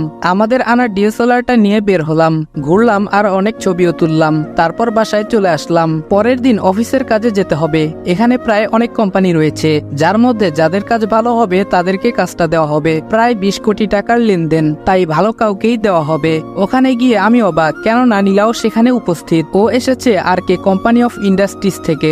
আর যারা কাজ দিবে তাদের দেখে আমি আরো বেশি অবাক, কেননা তিনি হলেন রায়হান চৌধুরী। দেশে বিদেশে উনার অনেক ব্রাঞ্চ রয়েছে। কিছুক্ষণ পরে জয়দের কোম্পানির নাম বলা হলো, কেননা বিগত কয়েক মাসে ভালো পজিশনে চলে এসেছে। যখন ডাক দেওয়া হলো তখন জয় গেল।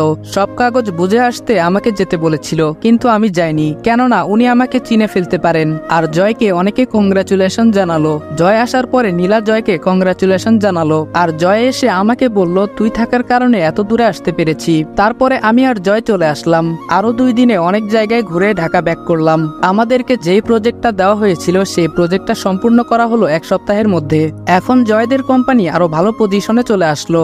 এমনই একদিন আমার গাড়ির কিছু সমস্যা হয়, আমি রিক্সা দিয়ে অফিসে যাচ্ছিলাম। তখন দেখলাম নীলা হেঁটে কোথাও যাচ্ছে। আমার জানা মতে ওর অফিস তো এদিকে না, তাহলে কোথায় যাচ্ছে? আমি ওকে ডাক দিলাম আর বললাম, কোথায় যাচ্ছ? নীলা বলল, আচ্ছা এখানে না একটা কফি শপ আছে, চলুন সেখানে গিয়ে কথা বলি। আমি বললাম, আচ্ছা চলো। আমি আর নীলা একটা কফি শপে গেলাম।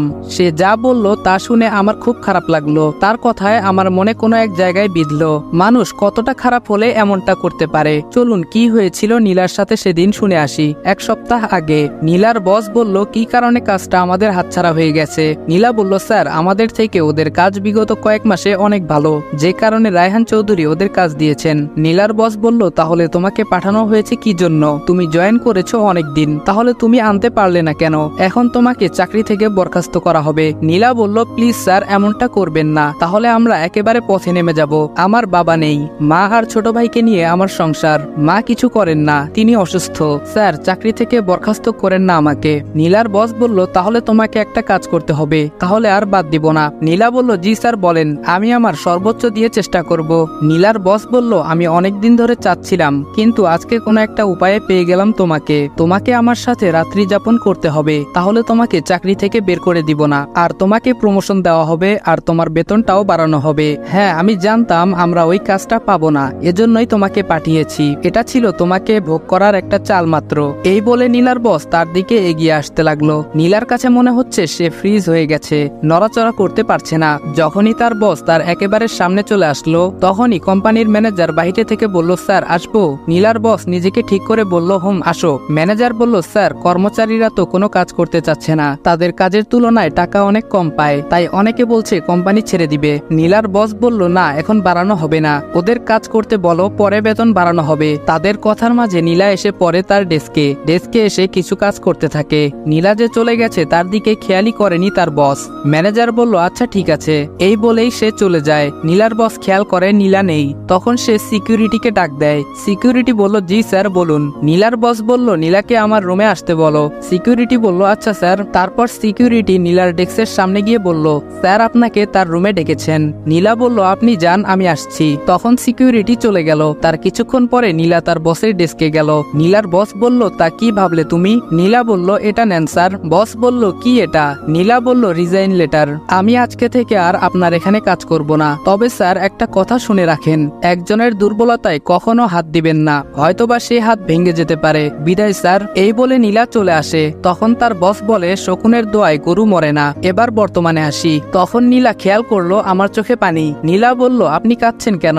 আমি বললাম না তো, কই কান্না করছি। আচ্ছা বাদ দাও, ওর প্রতি কেমন যেন একটা মায়া কাজ করছে।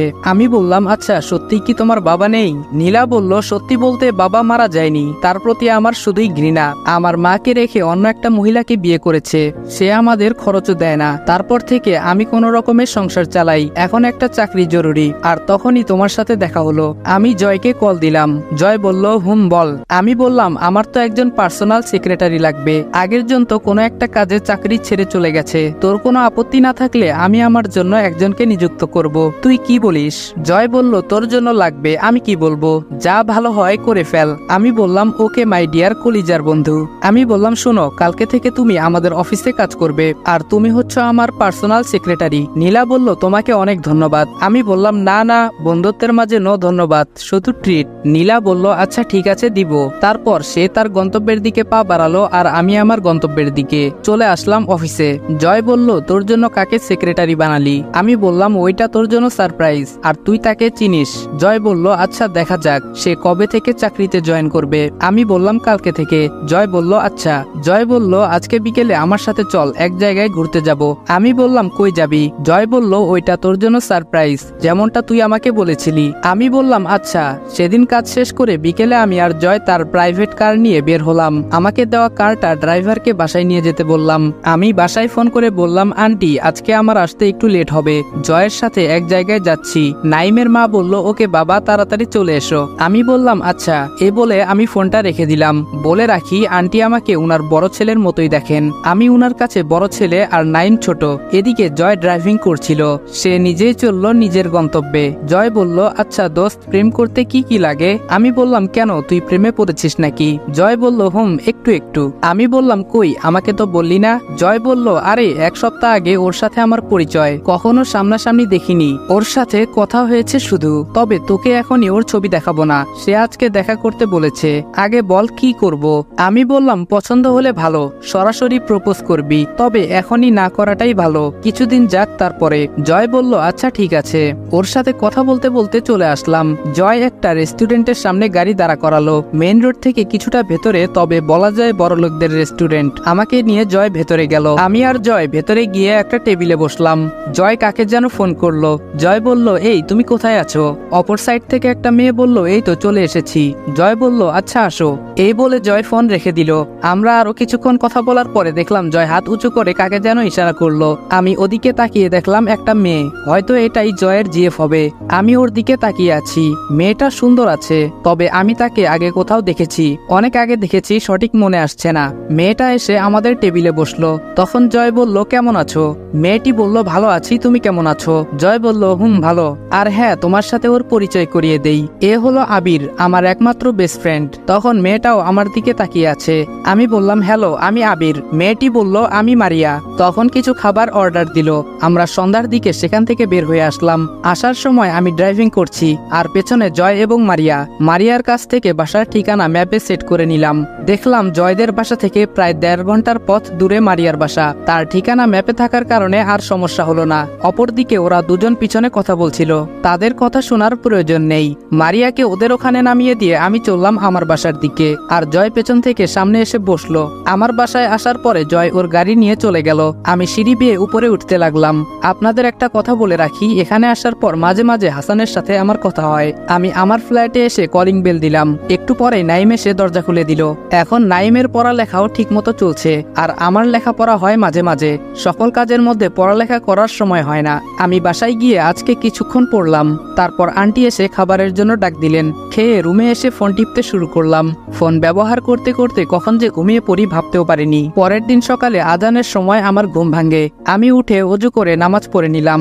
একটু পরেই বের হলাম সকালে মর্নিং ওয়াক করার জন্য। তারপর বাসায় এসে সকালের খাবার খেয়ে অফিসের উদ্দেশ্যে রওনা হলাম। ড্রাইভার বলল, স্যার গাড়ি স্টার্ট নিচ্ছে না, গ্যারেজে নিতে হবে। আমি বললাম আচ্ছা নিয়ে যাও। অপরদিকে নীলা আমার আগে অফিসে পৌঁছে গেছে, আর জয় নীলাকে দেখে অবাক। জয় বলল, আরে নীলা, তুমি আমাদের অফিসে কি মনে করে? নীলা বলল, কেন, আবির বলেনি? আমি তো ওর পার্সোনাল সেক্রেটারি। জয় বলল, ওহ আচ্ছা, ও আমাকে সারপ্রাইজ দিতে চেয়েছিল, আর এটা যে তুমি তা আমি ভাবতে পারিনি। তুমি এখানে আসলে কেন? তারপর নীলা জয়কে সব বলল। এর মাঝে আমি চলে আসলাম। আমি বললাম, কি ব্যাপার, কি কথা হচ্ছে? জয় বলল, তোর সারপ্রাইজ তো এখন আমার সামনে। আমি আর নীলা আমার রুমে এসে পড়লাম। আমার পাশে তার ডেস্ক, তবে এর মাঝে একটা কাচের দেয়াল আছে। নীলাকে অল্প বোঝানোর পরেই ও সব বুঝে নিল, কেননা ও বেশ দক্ষ এই বিষয়ে। আমি খেয়াল করলাম সে কাজ অনেক দ্রুত করে, তাই আমার কাজ কমে গেল। এমনই একদিন আমি একটা কাজ করছিলাম, তার কাজ না থাকায় আমার কাছে আসে, আর আমার ফাইলটা নিজে নিয়ে নেয়।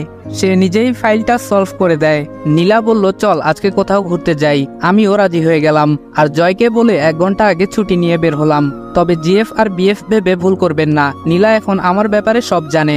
আমরা দুইজন ভাই বোনের মতো। আমি আর ও ঘুরতে গেলাম একটা পার্কে।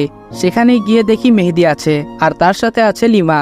লিমা নাকি আজকে তার ফুপির বাসায় যাবে, তার জন্য মেহেদির সাথে দেখা করতে এসেছে। লিমার ফুপির বাড়ি আমাদের গ্রামে, আমাদের বাসা থেকে বেশি দূরে না। আমাদেরটা অনেকটা গ্রাম সাইড, তাই হেঁটে পৌঁছাতে প্রায় 25 মিনিট সময় লাগে। মেহেদি আমাকে দেখে বলল, তুই ভার্সিটি থেকে চলে আসলি কেন? আমি মনে মনে ভাবলাম তাহলে অনন্যা বলেনি কিছু। আমি বললাম, এখানে একটা চাকরি পেয়েছি, তাই এখানে এসে পড়েছি, কিন্তু আমাদের কোম্পানি সম্পর্কে কিছুই বললাম না। তাছাড়া অনন্যা কিছু বলেনি তোকে? লিমা বলল, না বলেনি কিছু, তবে তুই আসার পর থেকে ও অনেকটা অন্যরকম হয়ে গেছে। ঠিকমতো ভার্সিটিতে আসে না, কথাও বলে না ঠিক মতো। মেহেদি বলল, তোর সাথে কে এটা? চিনলাম না তো। আমি বললাম, ওর সাথে তো তোদের পরিচয় করাতে ভুলেই গেছি। ও আমার বোনের মতো, আমার সাথেই কাজ করে। ওর নাম নীলা, পরিচয় হয়ে নে। নীলা বলল, হ্যালো আমি নীলা। লিমা বলল, আমি লিমা। আর মেহেদিও পরিচয় হয়ে নিল। আমি বললাম, কেমন চলছে তোদের দিনকাল? মেহেদি বলল, ভালোই, বাবার হোটেলে খাওয়া, পড়ালেখা শেষ করে চাকরি করব। ওদের সাথে আড্ডা দিলাম কিছুক্ষণ। লিমাকে নাকি তাড়াতাড়ি যেতে হবে, তাই লিমা চলে গেল, আর ওকে এগিয়ে দেওয়ার জন্য মেহেদিও তার সাথে গেল। নীলা বলল, আজকে তোমাকে মা যেতে বলেছেন। আমি বললাম, অন্যদিন যাবনি। নীলা বলল, না, আমি কোনো কথাই শুনতে চাই না, আজকে যেতে হবে। এর আগেও যেতে বলেছি কিন্তু যাওনি। আমি বললাম, আচ্ছা চলো। আমরা যাওয়ার আগেই লিমা ওর মাকে বলেছিল আমি আসব, তাই তিনি সব রান্না বান্না করে রেখেছিলেন। আমি আর নীলা বাসায় গিয়ে কলিং বেল দিতেই ওর ছোট ভাই এসে দরজা খুলে দিল। এখানে আসার আগে যখন নীলা বলেছিল তাদের বাসায় আসতে হবে, তখনই তার ভাইয়ের জন্য চকলেট কিনেছিলাম। তার জন্য কেনা চকলেটটা তার হাতে দিলাম, আর আন্টিকে গিয়ে সালাম দিলাম। আমি বললাম, আন্টি কেমন আছেন? আন্টি বলল, ভালো বাবা, তুমি কেমন আছো? আমি বললাম, ভালোই আছি। তিনি আমার বাবা মার কথা বললেন না, কেননা এটা নিয়ে নীলা তার মাকে বলেছিল। আমরা সবাই খেতে বসলাম। খাবারটা অনেক সুস্বাদু হয়েছিল। খাওয়া দাওয়া শেষে নীলাদের বাসা থেকে বিদায় নিয়ে বের হয়ে রিক্সা খুঁজতে লাগলাম। রোডের আশেপাশে একটাও রিক্সা দেখতে পেলাম না, তাই আমি সামনের দিকে এগুতে থাকলাম। হঠাৎ করেই একটা প্রাইভেট কার এসে আমাকে ধাক্কা দিল। আমি একটু দূরে ছিটকে পড়লাম। রাস্তার ঘর্ষণে কয়েক জায়গায় কেটে গেল, আর মাথায় বাড়ি খেলাম। এমনিতেই রাত, তবুও রাস্তার বাতিগুলো আমার চোখে ঝাপসা লাগছে। তারপর আর কিছুই মনে নেই, মানে আমি অজ্ঞান হয়ে গেলাম। যখন জ্ঞান ফিরল তখন নিজেকে হাসপাতালে আবিষ্কার করলাম। একটা নার্স বাইরে গিয়ে বলল, রোগীর জ্ঞান ফিরেছে। আমাকে যিনি হসপিটালে এনেছেন তিনি ভেতরে আসলেন। আমি উনাকে দেখে তো একদম অবাক, কারণ তিনি ছিলেন রায়হান চৌধুরী। আমি উনাকে দেখে উঠে বসতে লাগলাম, কিন্তু তিনি উঠে বসতে না করলেন। বলে রাখি, শরীরে কয়েক জায়গায় কেটে যাওয়ায় আমার গায়ে জামা ছিল না, যার কারণে খালি গায়ে ছিলাম। আঙ্কেল বললেন, এখন কেমন লাগছে বাবা? আমি বললাম, জি আঙ্কেল, অনেকটা ভালো, কিন্তু আপনি আমাকে আনলেন কিভাবে? আঙ্কেল বললেন, আমি অফিস থেকে ফিরছিলাম, আর ড্রাইভার গাড়ি চালাচ্ছিল, তার কিছুটা ঝিমুনি আসছিল মনে হয়, তবে আমি খেয়াল করিনি। যখনই গাড়ির সাথে কিছু ধাক্কা খেলো তখনই আমি চমকে যাই, আর ড্রাইভারকে গাড়ি থামাতে বলি। যখন দেখি তুমি কিছুটা দূরে পড়ে আছো, তখন ড্রাইভার আর আমি দুজন তোমাকে গাড়িতে আনি। তোমার শরীর থেকে তখনও রক্ত বের হচ্ছিল, তাই তাড়াতাড়ি কাছের একটা হসপিটালে শিফট করি। তোমার কালকে রাত থেকে জ্ঞান ছিল না, এইমাত্র তোমার জ্ঞান ফিরল। এই নাও তোমার ফোন, যখন অ্যাক্সিডেন্ট করেছিলে তোমার সাথেই এটা পড়েছিল, মনে হয় না? ঠিক আছে, আমি তোমার জন্য একটা ফোন কিনে আনছি। আমি বললাম, না আঙ্কেল, ফোন লাগবে না। আঙ্কেল বলল, কোনো কথা না, আমি কিছু সময়ের মধ্যে চলে যাব, আর তোমার আন্টি সকালের খাবার নিয়ে আসবে। এখানের খাবার বেশি ভালো না, তুমি শুয়ে রেস্ট নাও। আমি মাথা নাড়িয়ে হ্যাঁ জানালাম। আন্টি আসতে দেরি হবে, তাই আমি অন্যদিকে ফিরে রেস্ট নিচ্ছিলাম। একটু পরেই আন্টি আসলো। আমি ডান দিকে ফিরেছিলাম, তাই আমি দেখতে পারিনি। আন্টি এসে আমাকে যখন ডাক দিবে তখন ওনার চোখ আমার পিঠের উপরের দিকে যায়। এক দৃষ্টিতে তাকিয়ে থাকলেন, আর ওনার চোখ দিয়ে আপনা আপনি পানি পড়তেছিল। আমি কারো উপস্থিতি বুঝতে পেরে পেছনে তাকিয়ে দেখলাম আন্টি। আন্টির চোখে পানি দেখে আমি বললাম, আপনার চোখে জল কেন? আন্টি বলল, আচ্ছা বাবা, তোমার পিঠের উপরের দিকে একটা সিংহ চিহ্ন আছে, ওটা কিসের? আমি বললাম, আমি জানি না, এটা অনেক আগে থেকেই আমার কাছে, যখন আমি মাত্র বুঝতে শিখেছি তখন থেকেই দেখেছি। আন্টি বললেন, বাবা তুই এতদিন কই ছিলি? তুই আমার হারিয়ে যাওয়া বড় সন্তান। আজ থেকে 17 বছর আগে তুই হারিয়ে গিয়েছিলি। এটা বলে উনি আমাকে জড়িয়ে ধরলেন। আমি কিছু বুঝতে পারছি না, উনি কিভাবে আমার মা? আমার তো মা আছেন।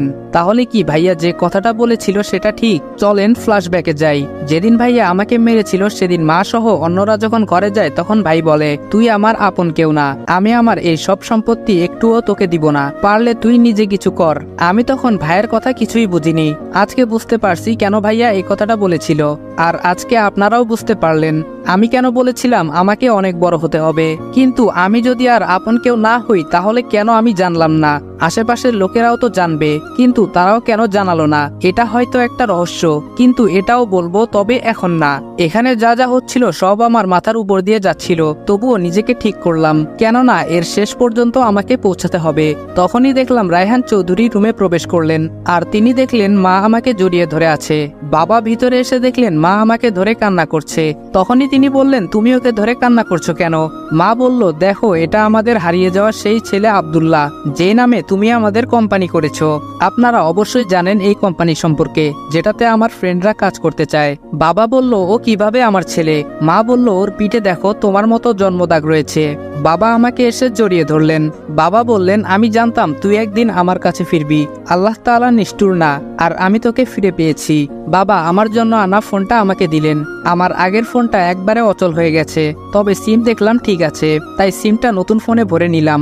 তখনই একের পর এক মেসেজ আসতে শুরু করলো। আমি সবাইকে ফোন দিয়ে বললাম আমি হসপিটালে। তখন জয়, নীলা, আন্টি এবং নাইম আসলো।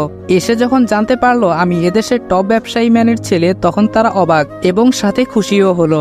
বাবা বলল, তোমাকে কালকেই বাসায় নিয়ে যাব। আমি বললাম, আচ্ছা বাবা, সমস্যা নেই, তবে আমি এখনই তোমার কাজ ধরতে পারবো না, আর 2-3 মাস পরে তোমার কাজ ধরবো। এর মাঝে নাইমের পরীক্ষা শেষ হবে, আর নাইম জয়দের কোম্পানিতে আমার পদে কাজ করতে পারবে। সে ভালো বুদ্ধিমান ছেলে। বাবা বলল, আচ্ছা। আজকে আমাকে বাসায় আনা হলো। এটা বাসা না, একটা বড় রাজপ্রাসাদ। আমি যাওয়ার পর রায়হান চৌধুরীর মেয়ে, মানে আমার ছোট বোন, আমার কাছে এসে বলল, মা এই ছেলেটা কে? তখন মা বলল, ও তোমার বড় ভাই, তুমি ভাই বলে ডাকবে। অরিন বলল, আচ্ছা ঠিক আছে। এর কিছুদিন পরে আমার ফুফাতো ভাই আমাকে ফোন করে যা বলল তা শুনে আমার পায়ের নিচ থেকে মাটি সরে গেল। হাসান বলল, মামি অনেক অসুস্থ, আমি আর ভাবি মামিকে হাসপাতালে নিয়ে এসেছি। তোর ভাই একটা কাজে দেশের বাইরে গেছে, 3 দিন পরে আসবে, তাই তুই এসে দেখে যা। আমি বললাম, আচ্ছা দেখি কি করা যায়। তারপর আমি মা বাবাকে গিয়ে বললাম আমার আম্মু অসুস্থ। আগেই বলে রাখি, পালিত মাকে আম্মু বলবো, আর এখন এদেরকে মা বাবা বলবো। বাবা বললেন, আচ্ছা ঠিক আছে, তুমি যাও, আর তোমার সাথে আমরাও যাব। আমি বললাম, আচ্ছা ঠিক আছে। তারপর আমি আমার রুমে গিয়ে রেডি হয়ে নিলাম। বাবা মাও রেডি হয়ে নিলেন। গাড়ি নিয়ে রওনা হলাম আমাদের গন্তব্যে। হাসানকে বলেছি হাসপাতালের ঠিকানা মেসেজ করে দিতে, তাই সে আমার ফোনে টেক্সট করে দিল। এদিকে যখন মাঝপথে পৌঁছলাম তখন জয় আমার ফোনে ফোন করে বলল, কিরে আজকে এখনো অফিসে আসলি না কেন? নাকি কোনো সমস্যা? আমার আম্মু অসুস্থ, তাই তাকে দেখতে যাচ্ছি, এজন্য অফিসে আসতে পারবো না আজকে। জয় বলল, আচ্ছা ঠিক আছে, তো কবে থেকে আসবি? আমি বললাম কালকেই জয়েন করব। জয় বলল, আচ্ছা ঠিক আছে, ভালো মতো আসবি। আমি বললাম আচ্ছা। প্রায় 3 ঘন্টা জার্নি করার পর আমরা গন্তব্যে পৌঁছলাম। আম্মুকে বেডে শিফট করা হয়েছে। আম্মুর তেমন কিছু হয়নি, শরীর দুর্বল থাকার কারণে অজ্ঞান হয়ে গিয়েছিলেন। আমরা একজন নার্সকে জিজ্ঞাসা করলাম 309 নম্বর রুমটা কোথায়। সে দেখিয়ে দিল। আমি রুমের দরজায় গিয়ে নক করি। আমি বললাম ভেতরে আসবো? ভাবি বলল, হ্যাঁ আসো। ভাবি বললেন, তোমাদের আসতে কোনো সমস্যা হয়নি তো?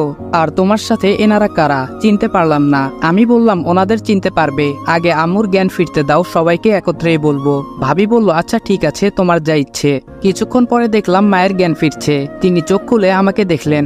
আমি বললাম, কেমন আছো আম্মু? আম্মু বলল, তোকে ছাড়া কিভাবে ভালো থাকি বল, এখন একটু সুস্থ আছি। আমি জানি তোকে অপবাদ দেওয়া হয়েছে, কিন্তু আমার তো কিছু করার ছিল না। সেই সময় আমিও তোকে ভুল বুঝেছিলাম। তারপর থেকে প্রতি রাতে তোর জন্য দোয়া করতাম যেন তুই ভালো থাকিস। তোর সাথে ওনাদের তো চিনলাম না, ওরা কে? আমি বললাম, আম্মু ওনারা আমার বাবা মা, ওনাদের হারিয়ে যাওয়া সন্তান আমি। কিন্তু তুমি তো বলতে আমি তোমাদের ওই সন্তান। আমি তো এটাও বুঝতে পারিনি, যদি আমি ওনাদের সন্তান হই তাহলে তো আমাদের এখানে সবাই জানবে, আর আমিও কোনো না কোনোভাবে জানতে পারতাম, কিন্তু তা তো হলো না। আমাকে একটু বলবে আমি আসলে ওনাদের সন্তান কিনা? আম্মু বলল, তুই আমাদের সন্তান না, তবে ওনাদের সন্তান কিনা তা বলতে পারবো না। আমি বললাম, তাহলে তো আমাদের আত্মীয়রা কেউ তো জানে না। আম্মু বলল, তারা কেউ জানে না, শুধু জানতাম আমি, তোর বাবা আর তোর বড় ভাই। মা আর ভাবি আমাকে থাকতে বললেন, কিন্তু আমি থাকলাম না অপবাদের জন্য। যেদিন সবকিছু ঠিক হবে সেদিন আমি আসব। এরপরে আমি আর বাবা মা সেখান থেকে চলে আসলাম। যদিও আসতে মন চাইছিল না, তবুও আসতে হলো। পরের দিন আমি চলে গেলাম অফিসে। জয় বলল, কি রে আন্টি কেমন আছে? আমি বললাম, ভালো, শরীর দুর্বলের জন্য একটু অসুস্থ হয়ে গিয়েছিলেন। জয় বলল, ও আচ্ছা। সেদিনের মতো কাজ করে এসে পড়লাম বাসায়। রাত্রে খাবার খেতে বসে বাবা আমাকে বললেন, কালকে আমাদের অফিসে কিছু নতুন লোক নেওয়া হবে। আমি চাচ্ছি তুমি চাকরির পরীক্ষা নাও, আর তোমাকে কালকেই সবার সাথে পরিচয় করিয়ে দিব। আমি বললাম, না বাবা, আমি নিব না, তুমি আমার জন্য ইন্টারভিউ এর ব্যবস্থা করে দাও, বাকিটুকু আমি দেখে নিব। বাবা বলল, তুমি যা বলবে তাই। আমি বললাম, তবে হ্যাঁ, আমাকে কালকে তুমি পরিচয় করিয়ে দিবে না, যা কিছু করার আমি করে নিব। বাবা বলল, ঠিক আছে। তারপর বাবা অফিসের কেরানিকে বলল একটা ফাইল তৈরি করতে। তিনি পরিচয় দেননি। পরের দিন বাবা তার গাড়িতে করে চলে গেলেন। এদিকে আমি একটা রিক্সা করে রওনা দিলাম আমাদের কোম্পানির উদ্দেশ্যে। যাওয়ার সময় আমার প্রয়োজনীয় কিছু কাগজপত্র নিয়ে নিলাম। ওখানে যাওয়ার পর পিয়ন বলল, আপনি মনে হয় চাকরির জন্য এসেছেন। আমি বললাম, পিয়ন বলল, ওয়েটিং রুমে বসে থাকেন, আরো 30 মিনিট পরে শুরু হবে। আমি বললাম, আচ্ছা। আমি ওয়েটিং রুমের দিকে পা বাড়ালাম। ওখানে গিয়ে দেখি আমার মতো আরো 30-40 জন বসে আছে, যেখানে মাত্র 15 জন লোক নেওয়া হবে, যার মধ্যে 5 জন কম্পিউটার সাইটে, অন্য 10 জন সাধারণ কর্মকর্তা। আমি কাজের জন্য এসেছি সাধারণ কর্মচারীদের সাথে, একত্রে কথা বলছে একে অপরের সাথে, কেউ বা ভালো দিক, আবার কেউ বা মন্দ দিক। আমি আমার মতো করে মোট 15 জনকে সিলেক্ট করলাম, যা আপনাদের না জানলেও চলবে। 30 মিনিট পরে পিয়ন এসে বলল, আপনারা 3 জন করে ভেতরে যান। এরপরে যেতে থাকলো, আর বেরোনোর সময় পিয়ন বললেন বাহিরে অপেক্ষা করতে, যারটা ভালো হবে তাদের রাখবে। সবাই যাওয়ার পরে শেষে আমি সহ মোট 3 জন প্রবেশ করলাম। ভেতরে গিয়ে দেখি তারা 2 জন ইন্টারভিউ নিতেছে। আমাদের সিটে বসতে বললে আমি গিয়ে সিটে বসে পড়ি। তারা 2 জন আমাদের অনেক প্রশ্ন ধরলো। আমি আর আরেকজন পারলাম, কিন্তু তৃতীয় জন ঠিক মতো উত্তর দিতে পারলো না। আপনারা এখানে চাকরি করতে চান, যে কারণে ইন্টারভিউ দিয়েছেন এবং উত্তর ভালো মতো দিয়েছেন, কিন্তু আপনারা এদেশের সবচেয়ে ভালো বা প্রথম স্থানে থাকা কোম্পানিতে চাকরি করতে এসেছেন, এজন্য কিছু তো দিতে হবে। আমি বললাম, কত দিতে হবে? প্রশ্নকর্তা বলল, এই ধরেন 10 লাখ। তৃতীয় জন বলল, আমি দিতে পারবো, তাহলে কি আমার চাকরি হবে? প্রশ্নকর্তা বলল, হয়ে যাবে। দ্বিতীয় জন বলল, আমি কিভাবে দিব? বাবা মা গরিব, দিন এনে দিন খায়, এত টাকা কিভাবে মিল করে দিব? আমার ছোট একটা বোনও আছে, আমার তাহলে মনে হয় চাকরিটা হবে না। প্রশ্নকর্তা বলল, তাহলে আপনি আসতে পারেন, টাকা দিলে চাকরি হবে, নতুবা হবে না। তৃতীয় ব্যক্তি উঠে চলে যেতে লাগলো। আমি বললাম, আপনি কোথায় যাচ্ছেন? আর কে বলেছে আপনার চাকরি হবে না? যারা আপনার চাকরির জন্য ইন্টারভিউ নিয়েছিল তারা তো চলে যাবে। আমার কথা শুনে তারা হাসতে থাকলো। তাদের ভিতরে একজন বলল, তুমি আমাদের উপরে কথা বলো, তোমাকে এখনই বের করে দেওয়া হবে। আমি একটু ঢং করে বললাম, আমি আপনাদের নামে বলবো, তাহলে আর আপনাদের রাখবে না। ওরা আমার কথা শুনে হাসতে লাগলো। আরেকজন বলল, টাকা দিলে তোরও চাকরি হবে, না হলে এখান থেকে চলে যা। আমি আমার রাগ কন্ট্রোল না করতে পেরে তাদের থাপ্পড় দিয়ে দিলাম। এর আগে আমি আমার ফোনে বাবাকে মেসেজ দিয়েছিলাম এখানে আসতে। তারা যখন সিকিউরিটি ডেকে আমাকে বের করে দিবে, তখন বাবা বললেন, কি হয়েছে এখানে? প্রশ্নকর্তা বলল, দেখুন স্যার, আমরা ভালো মতো পরীক্ষা নিয়ে চাকরি দিতে চাচ্ছিলাম, কিন্তু সে কোনো প্রশ্নেরই উত্তর দিতে পারছিল না, আরো টাকা দিয়ে চাকরি দিতে বলেছিল। আমরা না করায় আমাদের দুজনকেই থাপ্পড় মারে। ওদের দুজনের কথা শুনে বাবা হেসে দিলেন আর ঘটে যাওয়া ভিডিওটা দেখালেন। আমি আসার আগেই একটা ক্যামেরা আমার শার্টে লাগিয়ে রেখেছিলাম, যা সরাসরি বাবার ফোনে কানেক্টেড করা ছিল। বাবা বললেন, যার কোম্পানি তাকেই চাকরি থেকে বের করে দিবে। বাবার কথা শুনে ওরা দুজন ঘাবড়ে গেল।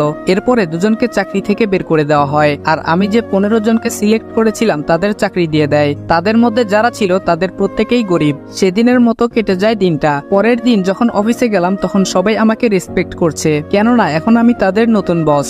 দিনগুলো ভালো মতোই কাটতে থাকে। এভাবে আমাদের ফাইনাল পরীক্ষাও শেষ হয়ে যায়। বলে রাখা ভালো, আমি মোটামুটি 100 জন সদস্য এর একটা গ্যাং তৈরি করে ফেলেছি, কেননা আমাদের কোম্পানিটা যেহেতু এদেশের টপ, তাই আমি গ্যাংটা তৈরি করেছি। তবে এ ব্যাপারে কেউ জানে না, এমনকি আমার কাছে যারা কাজ করে তাদের একজন ছাড়া বাকি কেউ চিনে না। আর এই গ্যাং এর লিড সেই দেয়, তার নাম আরিয়ান।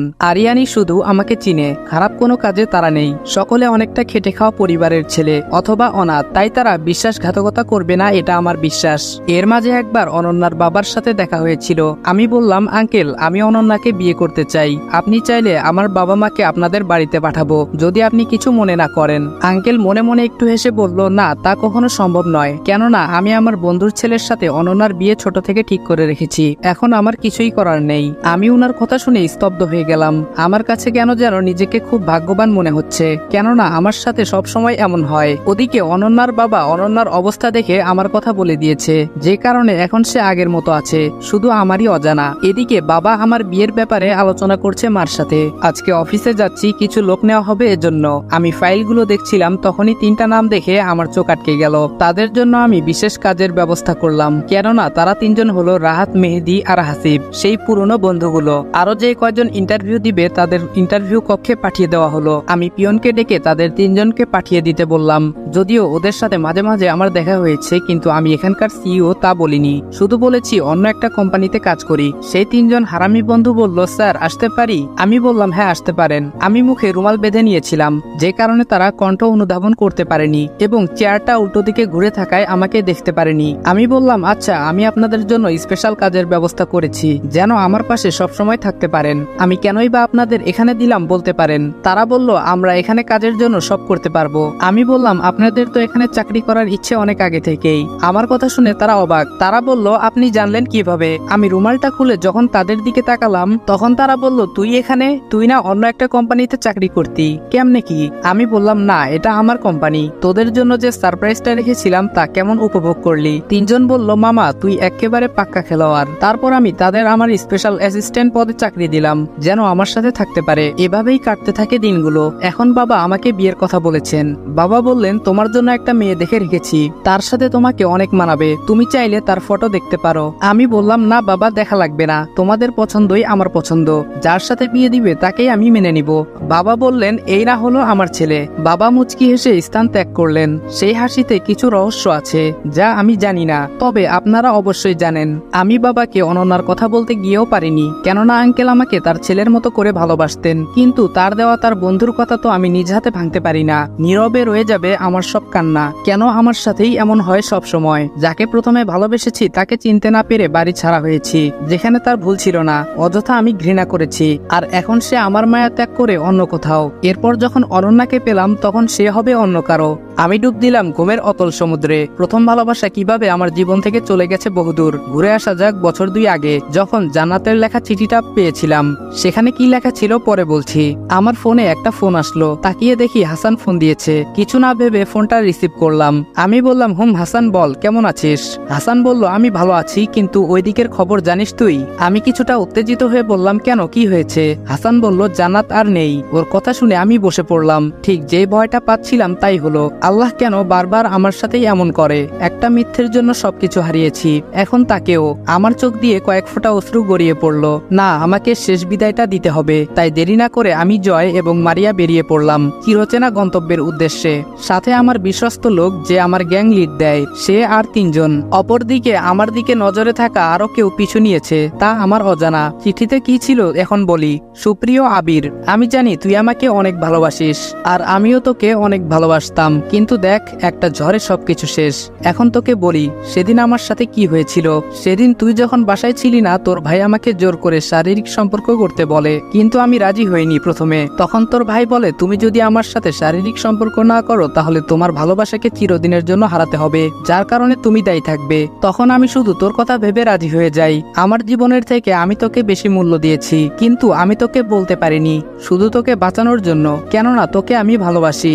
এরপর দেখ, তোর সাথে আরো কয়েকবার দেখা হলো, কিন্তু আমি কিছু বলতে পারিনি, কেননা তখন আমার প্রতি তোর শুধু ঘৃণা ছিল আর তুই শুনতেও চাসনি। এবার কাজের কথায় আসি, জানি না যখন তুই এটা পড়বি তখন আমি পৃথিবীতে থাকবো কিনা। আমার ক্যান্সার ধরা পড়েছে অনেক আগে, কিছুদিন আগে ডক্টরের দেওয়ার সময়টাও শেষ হয়েছে। এখন যতটুকু আছে তা শুধু বোনাস। আগে কত স্বপ্ন দেখতাম তোকে নিয়ে ঘর বাঁধবো, আমার সেই স্বপ্নগুলো অপূর্ণই থেকে গেল। তোর কথা ছাড়া কাউকে ভাবতে পারিনি, পারলে আমাকে ক্ষমা করে দিবি। ইতি, তোর ঘৃণায় থাকা আমি। এটা পরে আমি তার কাছে যেতে চেয়েছিলাম, কিন্তু তা পারিনি। অফিসের খুব গুরুত্বপূর্ণ কাজে আটকে গিয়েছিলাম। ভেবেছিলাম 3 দিন পরে গিয়ে তাকে একটা সারপ্রাইজ দিব, কিন্তু তা অপূর্ণ থেকে গেল। এজন্যই যে ভয়টা পাচ্ছিলাম তাই হলো। এদিকে আমাদের গাড়িটা এসে থামলো জান্নাতদের বাড়ির পিছনে। আমরা গাড়ি থেকে নেমে গেলাম। মা, ভাই, ভাবি এসেছে। আমাকে দেখে কেউ কিছু বলল না, তবে মামা বা জান্নাতের আব্বু আমাকে একান্তে ডাকলেন। মামা বললেন, শুনো, জান্নাত আমাকে সবকিছু বলেছে, যা অন্য আর কেউ জানে না। তুমি তাকে ক্ষমা করে দিও। মা আমার অনেক কষ্ট করেছে। আমি কিছু না বলে মামাকে ধরে কেঁদে দিলাম। যদিও ছেলেদের কাঁদতে নেই, তবুও নিজেকে কন্ট্রোলে রাখা সত্যি খুব কষ্টকর। এরপর আমি জয় ছাড়া আর কারোর সাথে কথা বলিনি, শুধু মনে মনে ভাবছিলাম যা হবে মাটি দেওয়ার পর, এখন কিছু করব না। জান্নাতের জানাজা শেষে মাটি দেওয়ার কাজ সম্পূর্ণ হলো। বাড়িতে এখনো মানুষ আছে। আমি মামার ঘরে আসলাম। সেখানে গিয়ে দেখি কয়েকজন আছে। কিছুক্ষণ পরে ওনারা চলে গেল। আমি ভাবলাম যা কিছু করার এখানেই সমাধানটা করার উপযুক্ত সময়। আমি হাসানকে দিয়ে সবাইকে ডেকে পাঠালাম। সকলে আসলো। আমি বললাম, ভাইয়া, আমি চাইলে যেদিন মিথ্যা অপবাদে বাড়ি থেকে বের হয়েছিলাম সেই দিনই সবকিছু বলতে পারতাম, কিন্তু ভাবির কি হবে তা ভেবে আমি বলিনি। কিন্তু জান্নাত আমাকে যা বলেছে তার জন্য শুধু তুমি দায়ী। কি দোষ ছিল আমার? আমি তো তোমার কিছু করিনি, কেন করলে আমার সাথে এমন? সকলে নীরব দর্শকের মতো চেয়েছিল, সব যেন তাদের মাথার উপর দিয়ে যাচ্ছিল।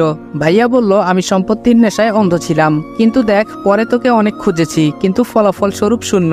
আজকে যেহেতু তোকে পেয়েছি তাই ভেবেছিলাম সবকিছু মিটিয়ে তোকে বলবো, তারপর তুই যা শাস্তি দিবি তাই আমি মেনে নিব। তবে শুন, আমার মাথায় কি ভূত চেপেছিল সেই দিন। তোরা কেউ বাসায় ছিলি না, যার কারণে আমার মাথায় শয়তানি বুদ্ধি খেলে। তুই আমার আপন ভাই না। আমি তখন চাইনি আমাদের এই সম্পত্তি অন্য কেউ ভোগ করুক, এই জন্য জান্নাতকে আমি অস্ত্র হিসেবে ব্যবহার করি। এরপর তুই সব জানিস। পরে আমি বুঝতে পারি টাকা জীবনের সবকিছু না। একজনকে হারালে সমস্ত টাকা পয়সা তার কাছে কিছুই না। যদিও বাসায় বলিনি, কিন্তু আমি তোকে অনেক খুঁজেছি। এখন তুই আমাকে যে শাস্তি দিবি তাই আমি মেনে নিব। এমন সময় গুলির শব্দ হলো। কিছু বুঝে ওঠার আগেই আরিয়ান এবং তার সাথে থাকা 3 জন শব্দের দিকে 5-6টা বুলেট ছুড়ল।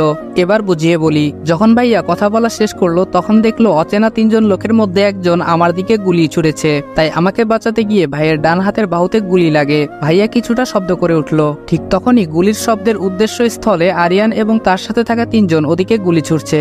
ওই 2 জনের নিথর দেহটা মাটিতে লুটিয়ে পড়লো। আরেকজন মারা যায়নি, তাকে কিছু জিজ্ঞাসা করার পূর্বে জ্ঞান হারিয়ে ফেলে। দেরি না করে ভাইয়া এবং তৃতীয় ব্যক্তিকে নিয়ে চললাম হাসপাতালের উদ্দেশ্যে। কিন্তু দুঃখের বিষয় হলো যাত্রাপথে সেও মারা গেল। আমি অনেকটা চিন্তায় পড়ে গেলাম, কেননা কে আমাকে মারতে চায়? এদের 3 জনের সবাই আমার অচেনা, নাকি আমার জন্য এর থেকেও ভয়ঙ্কর কিছু অপেক্ষা করছে? আমি পড়ে গেলাম ভাবনার জগতে। অপরদিকে যারা আমাকে মারতে পাঠিয়েছিল তারা ভাবছে ওর সাথে থাকা সিকিউরিটি মেরেছে ওদের, নাকি অন্য কেউ। আমাদের তাকে শেষ করাটা আরো কঠিন হয়ে গেল। সব চিন্তা রেখে আমি ভাইয়াকে নিয়ে ভাবলাম, ভাইয়া যেহেতু আমাকে বাঁচানোর জন্য নিজেকে বিলিয়ে দিয়েছে, তাই ভাইয়া এখন কিছু করতেই পারে না। ভাইয়া তো তার ভুল বুঝতে পেরেছে, তাকে আমি ক্ষমা করে দিব। এটাই ভালো হবে। ভুল মানুষেরই হয়, আর ভাইয়া তো নিজের ভুলটাও বুঝতে পেরেছেন। ডক্টর এসে বললেন রোগীর জ্ঞান ফিরেছে, তাকে দেখে আসেন। একে একে সবাই গেল, সবার শেষে আমি। এখন রুমে আর কেউ নেই, আমি আর ভাইয়া। ভাইয়া বললেন, আমাকে ক্ষমা করে দে, আমি বুঝতে পেরেছি, না হলে আমাকে শাস্তি দে। আমি ভাইয়াকে জড়িয়ে ধরলাম আর কেঁদে কেঁদে বললাম, আমি তোমাকে ক্ষমা করে দিয়েছি। এদিকে সবকিছু ঠিক করে আমি চলে আসলাম। ভাইয়া সহ সবাই বাড়ি চলে গেল। এখন প্রতিদিন ভাইয়ার সাথে আমার কথা হয়। এদিকে বাবা আমাকে বিয়ের কথা যে বলেছিল, আমি মেয়ে দেখিনি। আজকে আমার বিয়ে, পুরো বাড়ি লোকজনের সমারোহ, আমার আত্মীয় স্বজনে ভরপুর। আম্মু, ভাইয়া, ভাবি, হাসান আসছে। আমরা বরপক্ষ থেকে কমিউনিটি সেন্টারের দিকে গেলাম। আমি সেখানে গিয়ে দেখি বাবা কথা বলছেন অনন্যার বাবার সাথে, কিন্তু এটা দেখে একটু অবাক হইনি, কেননা বাবার ব্যবসায়িক বন্ধু তিনি। তবে তাকে দেখে অনন্যার কথা মনে পড়তেই বুকটা কেমন যেন করে উঠল। আমি সহ আমার বন্ধুরা নির্দিষ্ট জায়গায় গিয়ে বসে পড়লাম। কিছুক্ষণ পরে বিয়ের কাজ শুরু হলো। এর মাঝে 3 জন সহ আরো কয়েকজনের হাতে গান নিয়ে ভেতরে প্রবেশ করলো। আমার মুখে ভয়ের ছাপ দেখিয়ে মনে মনে কিছুটা হাসতে লাগলাম। ওরা প্রবেশ করার পর যখন আমার লোকেরা গুলি ছুড়বে তখন আরিয়ান না করে। 3 জনের একজন বলে, যাদের কাছে গান আছে তারা ফেলে দাও, না হলে একজনও বাঁচতে পারবে না। আমার লোকজন সব গান ফেলে দিল। এই 3 জন আর কেউ না, যাদের আমি বের করে দিয়েছিলাম। আমাদের অফিস থেকে 2 জন আর অনন্যার বাবার ম্যানেজার। তাদের একজন বলল, এই দিনটার জন্য অনেক অপেক্ষা করেছি, আজকে তোকে শেষ করব, আমাদের অনেক বড় ক্ষতি করেছিস। এদিকে আমি হেডফোনে আস্তে আস্তে বললাম শুট। সাথে সাথে যে কয়জন ছিল 3 জনের আশেপাশে তাদের দেহটা মাটিতে লুটিয়ে পড়লো। তারা অবাক হয়ে আমার দিকে তাকালো। আমি বললাম আমি আগেই জানতাম আমার সাথে এমন কিছু হবে, তাই আগে থেকে সবকিছু রেডি করে রেখেছিলাম। সাথে সাথেই তাদের দেহটাও মাটিতে লুটিয়ে পড়লো। আমি যে একটা গ্যাং চালাই এটা এখনো কেউ জানে না। তারা যখন জিজ্ঞাসা করেছিল তখন আমি তাদের সিকিউরিটি বলে চালিয়ে দিয়েছিলাম। এদিকে বিয়ের কাজ শুরু হলো, কাজী বিয়ে পড়ালেন, কিন্তু এখনো আমি আমার জীবনসঙ্গীকে দেখতে পেলাম না। গাড়িতে দেখার কোনো ইচ্ছে ছিল না, তাছাড়া ভেতরে লাইট অফ ছিল। গাড়িটা এসে থামলো আমাদের বাড়িতে। বউকে নিয়ে গেল আমার রুমে। আমি ছাদে আছি বন্ধুদের সাথে। রাহাত বলল, আর কতক্ষণ থাকবি? তোর জন্য তো একজন অপেক্ষা করছে। জয় বলল, ভিতরে গিয়ে আবার চমকে যাস না, বেঁচে থাকলে কালকে দেখা হবে। ছাদে থেকে নিচে নামিয়ে আমাকে রুমে দিয়ে গেল তারা। লাইটটা অন ছিল। আমি গিয়ে খাটের পাশে বসে পড়লাম। খাটে গিয়ে যখনই তার দিকে তাকালাম তখন আমি 2 হাত দূরে ছিটকে পড়লাম। আমি বললাম, অনন্যা তুমি? অনন্যা বলল, কেন, অন্যজনকে আশা করেছিলে নাকি? আমি বললাম, না মানে অন্য কারোর সাথে না তোমার বিয়ে হওয়ার কথা ছিল? অনন্যা বলল, হুম, কিন্তু ওটা তুমি, আর আমার বাবার বন্ধু তোমার বাবা। কেমন যেন সব গুলিয়ে যাচ্ছে। আমি অঙ্ক মিলাতে লাগলাম। সবার অঙ্ক মিলে আমারটা মিলে না কেন? অনন্যা বলল, অঙ্ক পরে মিলিয়ে নিও, এখন নামাজটা পড়ে নাও। আমি আর অনন্যা নামাজ পড়ে বিছানায় শুয়ে পড়লাম। বাকিটা ইতিহাস। পরের দিন সকালে অনন্যা গোসলের পর একটা কামিজ পরে আয়নার সামনে বসে আছে। আমাকে গোসল করতে বলল। আমি ফ্রেশ হয়ে নিচে এসে দেখি সবাই বসে আছে। বাবা বলল, সারপ্রাইজটা কেমন হলো? আমি বললাম, খুব ভালো, তবে আরেকটু হলে আমি গেছিলাম। আমার কথা শুনে উচ্চস্বরে হেসে দিল সবাই। শুরু হলো আমাদের দুষ্টু মিষ্টি সুখের সংসার।